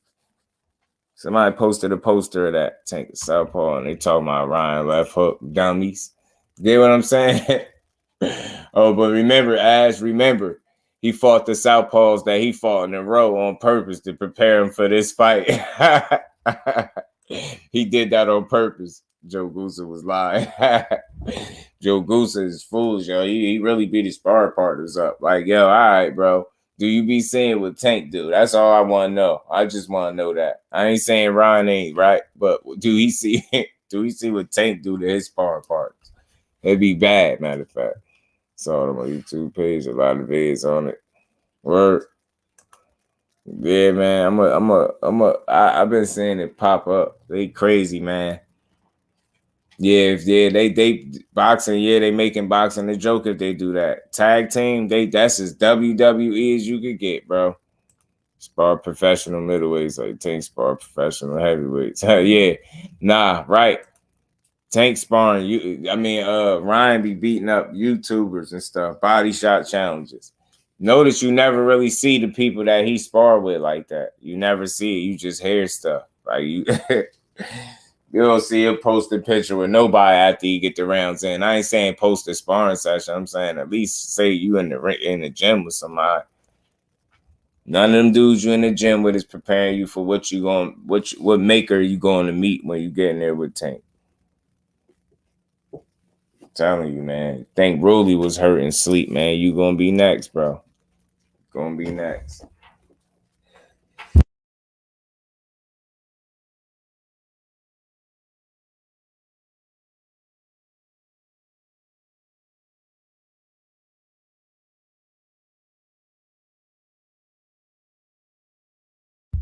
My bad, I saw a tag team. Yes, yeah. They should be they playing with the sport at this point. And you can't play boxing, and nobody should be doing that. No tag team, that you can't do that. That's not boxing, bro. Like, I don't even want to think of it like that. I don't even want to try to put it together in my head how they about to try to play with boxing like that. Because the thing is, Joe Goosen knows more than Ryan does about Tank. Real skill, because he knows people. I don't know. Joe know what's up. And B-Hop know too, yeah. They know Ash. They can sit there and talk, and they supposed to do that, right? Because they promoting them. So just keep on talking, but we're going to see. We're going to see. We're going to see. But damn, AB and Don King, man. Wow. AB and Don King. But yeah, man, I had looked up, I had seen a little article with Fundora opponent, because I believe they Fundora fight April 8th, right? Believe it is. He fighting Brian Mendoza. You know, Brian Mendoza beat the hell out of Jensen Rosario. And he said he gonna take the fight to Fundora. So this gonna be an entertaining fight, I tell you that. I don't know how much of a chance I'm giving Mendoza for an upset, because I'm pretty sure he not the favorite in this fight, but I'm pretty sure he gonna make this fight pretty interesting. But how long he lasts, or how long the fight lasts in itself, I don't know. But I know Ryan going to see. Right, it's a good fight, right? Teach, you talking about Fundora and Mendoza? I think so too, bro. It's a good little scrap. It's a good little scrap, man. Mendoza. And again, I'm all about, like, I know boxing be about momentum sometimes, and he riding a little momentum, you know what I mean? He done strung together some wins, and he coming off a big knockout win for him, so I'm telling you, I just think Lubin fought the wrong fight, Teach. I always think he fought the wrong fight in that fight. AB getting with Don King is called desperation. Man, but at this point, Mystery Machines, it might just very well be, Brody. You know what I'm saying? It might well be. Like, that's why I say it's like shooting in the dark and seeing what land, you know what I'm saying? Hoping it land on something. But I do wish the best for him. I just don't know if that's the best person for him. But I think at this point, like, you get what I'm saying? He's just trying to see what's going to work out for him. And like Ash said, he bought that bag, so he go where that money at, or where he at least think the money is. You know what I'm saying? So, but I agree, man. At this point, that's what it could be, especially given his circumstances. Oh man, money talks and bull walks. And it runs a marathon, right, baby girl? You know it. And that's how I think AB feel like that too. Money talks. See where that money at. AB trying to go where that cheddar at. To be honest, me either, Teach. I feel you, bro. I don't know what to honestly make of it either. You know what I'm saying? Teach he is blown away. He can't. Teach like, nah, I can't make sense of it. Like, what's going on? You came in like it's a title, a joke. I was like, damn, man. Then I had to think about it, like, oh, nope. Some promotional deal. So again, salute to AB, man. Hopefully it work out. Don King, man, you better do my man right, man. You better do my boy AB right. He been through enough, Don. You want to do my boy AB right, we coming and get you. AB is crying out for him. Nah, he might be. I think he's just looking for an opportunity and looking for a way back into the boxing ring. You know what I'm saying? And I think, you know, the options are and the avenues are not many. You know what I'm saying? And I think this is an example of that. But again, I still think he can make money in the sport. So, I mean, look at the calendar, bro. We're a few weeks away from April 1st. Right, Teach? Right. No, I'm saying I make sure you ain't being pranked over here. Right. 140-pounder from Uzbekistan. Undefeated technical power puncher, 23-0, 20 KOs. Whew. Sound like he's smoking something, man. Even though I don't know how to say his name. Jahan Eglish. No, I give up. Sean E. That's what his name is to me. Sean E. out this joint. Know what I'm saying? I ain't trying to butcher the man name. Sean E.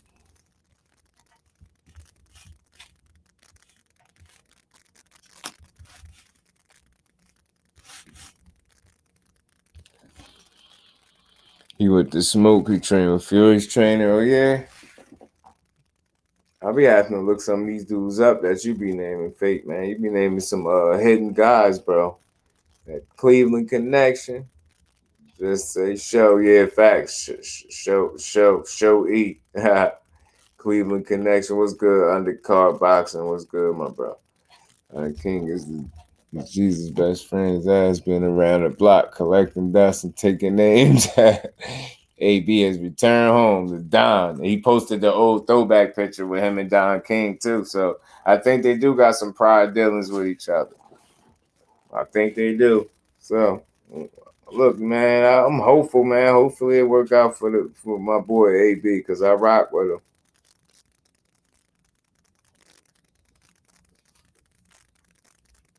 So you hear that, Don? Just do rock with AB. So you better do my boy right. Better get my boy back in that ring, man. He's better known than you bet Uzbekistan. Okay. I have to check him out though, Fate. That's a new guy I ain't never heard of.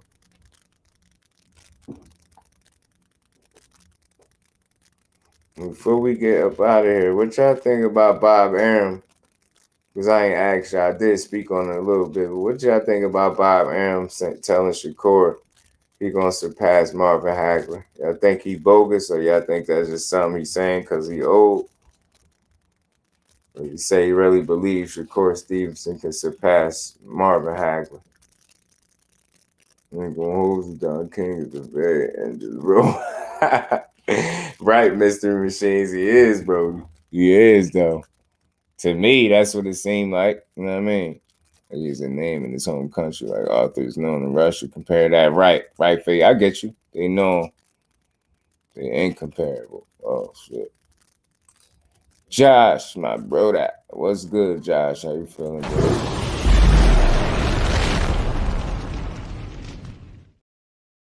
Yeah, it's a throwback pic. Yeah, you seen it? Oh, my you talking about my thumbnail? That's when he's smoking a cigar. That Donald. That's when he was the Don right there, Ash. He was the Don right there. I'm saying you call him the Don right there, you know?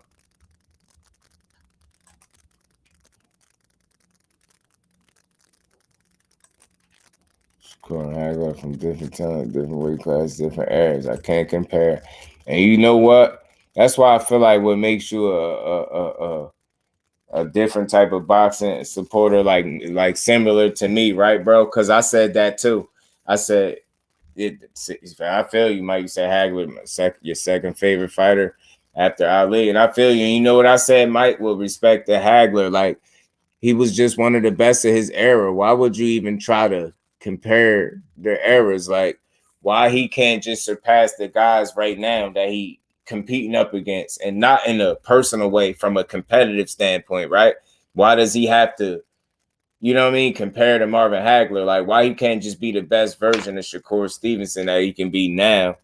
And if doing that comes with people feeling like he did something that would lead to them saying he surpassed Marvin Hagler, then so be it. But I don't think that's the goal. That's not the bar. That's not saying Marvin Hagler ain't great, but you get what I'm saying? That's not something he thinking about. Like, let me see, you know what I mean? Let me try to be greater than Marvin Hagler. He focused on what's in front of him, and he got some killers and some dudes that he got to focus on being better than now. They're even trying to be better than the Marvin Hagler. Not saying he can't do it, because I do believe in every bit of Shakur Stevenson talent. But again, I just hate comparing it, trying to mix greatness, you know what I mean? Put greatness up against, you know what I mean, up and coming greatness, or, you know what I mean, somebody on their way to possibly being great. You get what I'm saying? And Shakur Stevenson. So he's still got a lot to prove. He's still very young. He got under 20 fights. You get what I'm saying? You know, I always bring up how dudes be having under 20 fights. He got under 20. You know what I'm saying? So he got a long way to go. He got a lot to prove. I'm pretty sure he don't wake up and think in his mind, you know what, how could I be better than Marvin Hagler? Let me try to outdo him. Not saying that Bob Arum is saying that, but I just don't know why would he pull that name out of all names. I guess it's flattering nonetheless, you know, if he's being honest, but he could just be talking. You know what I mean? He is a promoter at the end of the day. You know what I'm saying? So yeah, and you know what I think, Ash? I think you're right. I think you're spot on. You know, that's what I think, Ash. I think it's spot on. This featured fundraiser boxing event. You know, the money people gonna donate. Yeah, he bogus, bro. Don King gangster, though. That's what Ash said, right? He's a gangster. One of those boxing OGs, right? Be the first Shakur. I always say that. Undercard, you feel me? And that's always going to be enough for boxing. Be the one and only Shakur and be the best absolute version of Shakur Stevenson. And like I said, if in doing that, it's just so happens that you do something that people find to be comparable to a Marvin Hagler, then that would be icing on the cake. But I'm in no way, shape, or form pitting him up against that level of greatness, man. Marvin Hagler ain't no run-of-the-mill fighter that you just pick guys to be better than. You just allow him to be great how he was, because that's what he was, and he always going to be that. But you allow Shakur Stevenson to be his level of greatness for this era, and that should always be enough. They were first right. They do. You get what I'm saying? They all got problems. You get what I'm saying? So it's way too soon, and I don't like the comparison at all. Even after the career, I'm not comparing them, because I'm going to just speak to how he was in this era. I'm not trying to, he didn't compete in that era, so it's just like no comparison to me. You know what I'm saying? It's like a weak comparison. Can't do it. You get what I'm saying? They own greatness. That's what, see, y'all feel me. That's why I love the fam, because y'all feel me. Right. Keep putting them there, man. He building something special. Undercard, you see it, bro. Starting to see the money with Shakur. Right, Fate. Right. Pamper Bob. Pamper Bob knows black elite fighters always leave his raggedy ass, so he's talking out his rotten pie. Facts, man. Should have passed recording. Man, you get what I'm saying, Ash? Then you could have put him in a position. You know what I'm saying? So amazing. What's good, bro? What's good with you? Anyone they want boxes down King had as a late Arab dude. I think Trevor Bryan, bro. I think that's about it for me. I think he had Trevor Bryan, bro. You know what I'm saying? I want to be Shakur. Right. You get what I'm saying? Right, Don King. Pull a gun on Mike Tyson. Did he? Damn, did he? Trying to feel about all athletes. Let every man be his own level of greatness, right? And let that be enough for the boxing world. Stop trying to put great eras up against with the new era. You get what I'm saying? And just allow boxing to be what it is. They was great back then. You had some real killers, some real dogs, and you got some real talent now that you just need to embrace. And you don't have to embrace the talent by trying to pit them up against other fighters that fought way before them that essentially paved the way. It's just weird. I'm starting like Canelo. J Rocks, what's good with it, bro? How you feeling? Appreciate you pulling up. Salute to you, Brody. Yeah, man. But Bob is funny, man. But Shakur is my guy, man. He's just gonna be his level of greatness. I always said that. Like, I don't compare him to no Bob Arum and none of those other greats of yesterday. You know what I'm saying? You let those be the legends that they are, and you let Shakur in his own right just try to build something for himself. You know what I'm saying? And that should be enough for the sport. You know what I mean? But it's cool to hear. It's a cool little discussion. But like I said, I don't like the comparison. I don't like it at all. And Shakur is my favorite fighter, but I still don't like the comparison. Let him do what he gonna do now. He got a lot of work left. He got a lot to prove. He got a lot of fight left in him, a lot of good years left. Let him continue to keep proving it, man. You know what I mean? And I think he's gonna do that, but I just don't like putting them against each other. Right. You get what I'm saying? Right. And they always do that. And that's why I don't like it. You know what I'm saying? So salute to Shakur Stevenson, man, for being a real one, man. Right. Me too, Mike. For sure. I see him as a gifted, not just talented, but a gifted athlete. I always say that, gifted fighter. You know what I mean? You know, you're gonna be a special one, but yeah, man. But man, salute to everybody in the building. Y'all punch that like button as always, man. It's been another real conversation, a good conversation. I don't want to stretch this out too long. I think I hit on everything I wanted to talk about with y'all. Richards and Hitchins want that Montana love smoke anytime it's available. Adrian Broner and Don King signed a promotional deal. Let's see what that lead to. The WBC continues to undermine the integrity of the sport by, not only reinstating Conor Benn, but they got this guy ranked number 7, and they're throwing out the date of June 3rd, and the opponent is being Manny Pacquiao, which is crazy if all of that happened that way. The WBC continue to undermine the sport and spit in the faces of clean athletes that's doing it the right way. You know what I'm saying? Prove right. Right, you get what I'm saying? And just let him grow, right? You get what I'm saying, bro? And that's my guy. Just let him grow. He got a lot to prove. He proved something. He proved that he belonged to be, in the discussion to be one of the better fighters of today. But he got a lot more to prove. Conclusion: Don King back at it again. Conor, yeah, man. I'm gonna ignore Bob moving forward. Right, so good boxer, bro. These dudes not hit casual fans yet. Boxing ain't the same anymore. Yeah, but it could get better, J Rocks. Like, we just gotta be optimistic and continue to push for the right stuff in boxing. You get what I'm saying? Nah, I figured that. Nah, I get you. I'm gonna let you get it all before you out there. You go bring us home with the conclusion, Fate. But yeah, man, they keep continuing to undermine the sport, man, and it's sad. You know what I mean? But we can get it. We can get it. You know what I mean? We can get it better. We can get it where we need to get it to, bro, for sure. Like, for sure. You just got to keep pushing for it. You know what I mean? I know it get frustrating dealing with this sport, but I feel like as long as we spend our money, the voice of the consumer will always matter. And sometimes some of these conversations we have, that's where I come from the mindset of having the consumer in mind. You know what I'm saying? We should always demand the best for our money. So, you know what I mean? You got way too much talent in boxing to give us anything less than the best. I always say that too. Right. Facts, man. Yeah, AB, man. We rooting for you. We rooting for you, man. Faces of casuals right now. True. They captivated the minds, but you know the good thing about Tank though, you know his knockouts sell themselves, right? And I'm pretty sure it's really captivating for a lot of casuals. But I think the ones that really know he can box, and I think he's blessed to have both. I think he got the best of both worlds when you Tank, because they know, real ones know he can box as well, right? But then he got a lot of casual fans because he get knockouts. So I think he truly, honestly, one of those dudes, and that's what make him a little special. Like I think he captivated the minds of both sides of what make boxing fans. You got your casuals and your diehards, and I think he got a substantial amount of both. You know what I'm saying? Because Shakur fights 15-round fights. I don't think so. Yeah, right.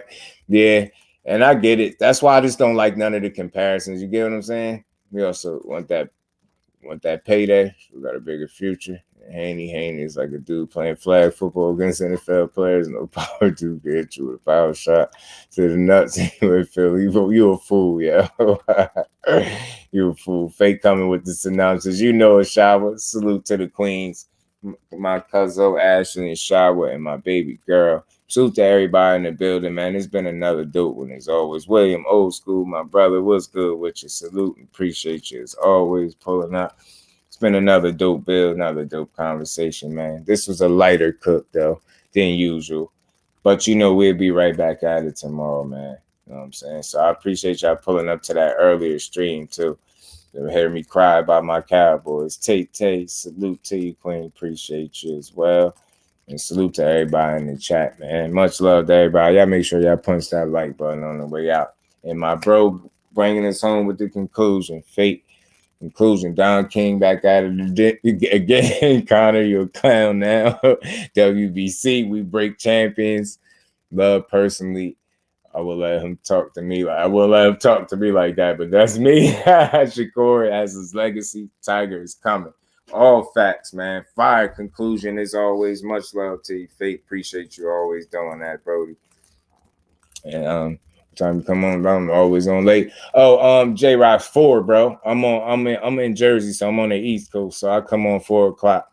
So I'm gonna stay in this 4 o'clock time, like I said. So I'm trying to stay more consistent. I've been doing this for about the last couple weeks, I think. So I'm trying to make it consistent. I'm staying at 4 o'clock. So anytime I come on earlier, it's just a bonus. But y'all be sure to keep y'all notifications on or turn them on and have them on all. And y'all know to look for me at 4 o'clock every day. You know what I'm saying? We gonna be on rocking out. So much love to the family, man. I appreciate every last one of y'all, man. Salute to the fam. Appreciate y'all holding me down. Like I said, we just gonna keep pushing. The average summer salute, fam. Appreciate you pulling up. We just getting up out of there. But look, again, just so y'all know, future reference every day, 4 o'clock, bro. I will be here. You know what I'm saying? I will be here. Personally, I got a fade. Yeah, pussy is a strong word. Calling my pussy cat. Facts, fake. Much love to everybody, man. Y'all hit the like button on the way out, man. We be right back at it. 4 o'clock tomorrow. Man, y'all join me, and we gonna keep building. Y'all, much love to the fam. We gonna get up out of here. Y'all make sure y'all enjoy the rest of y'all nights. And we be back tomorrow, man. Peace to the fam.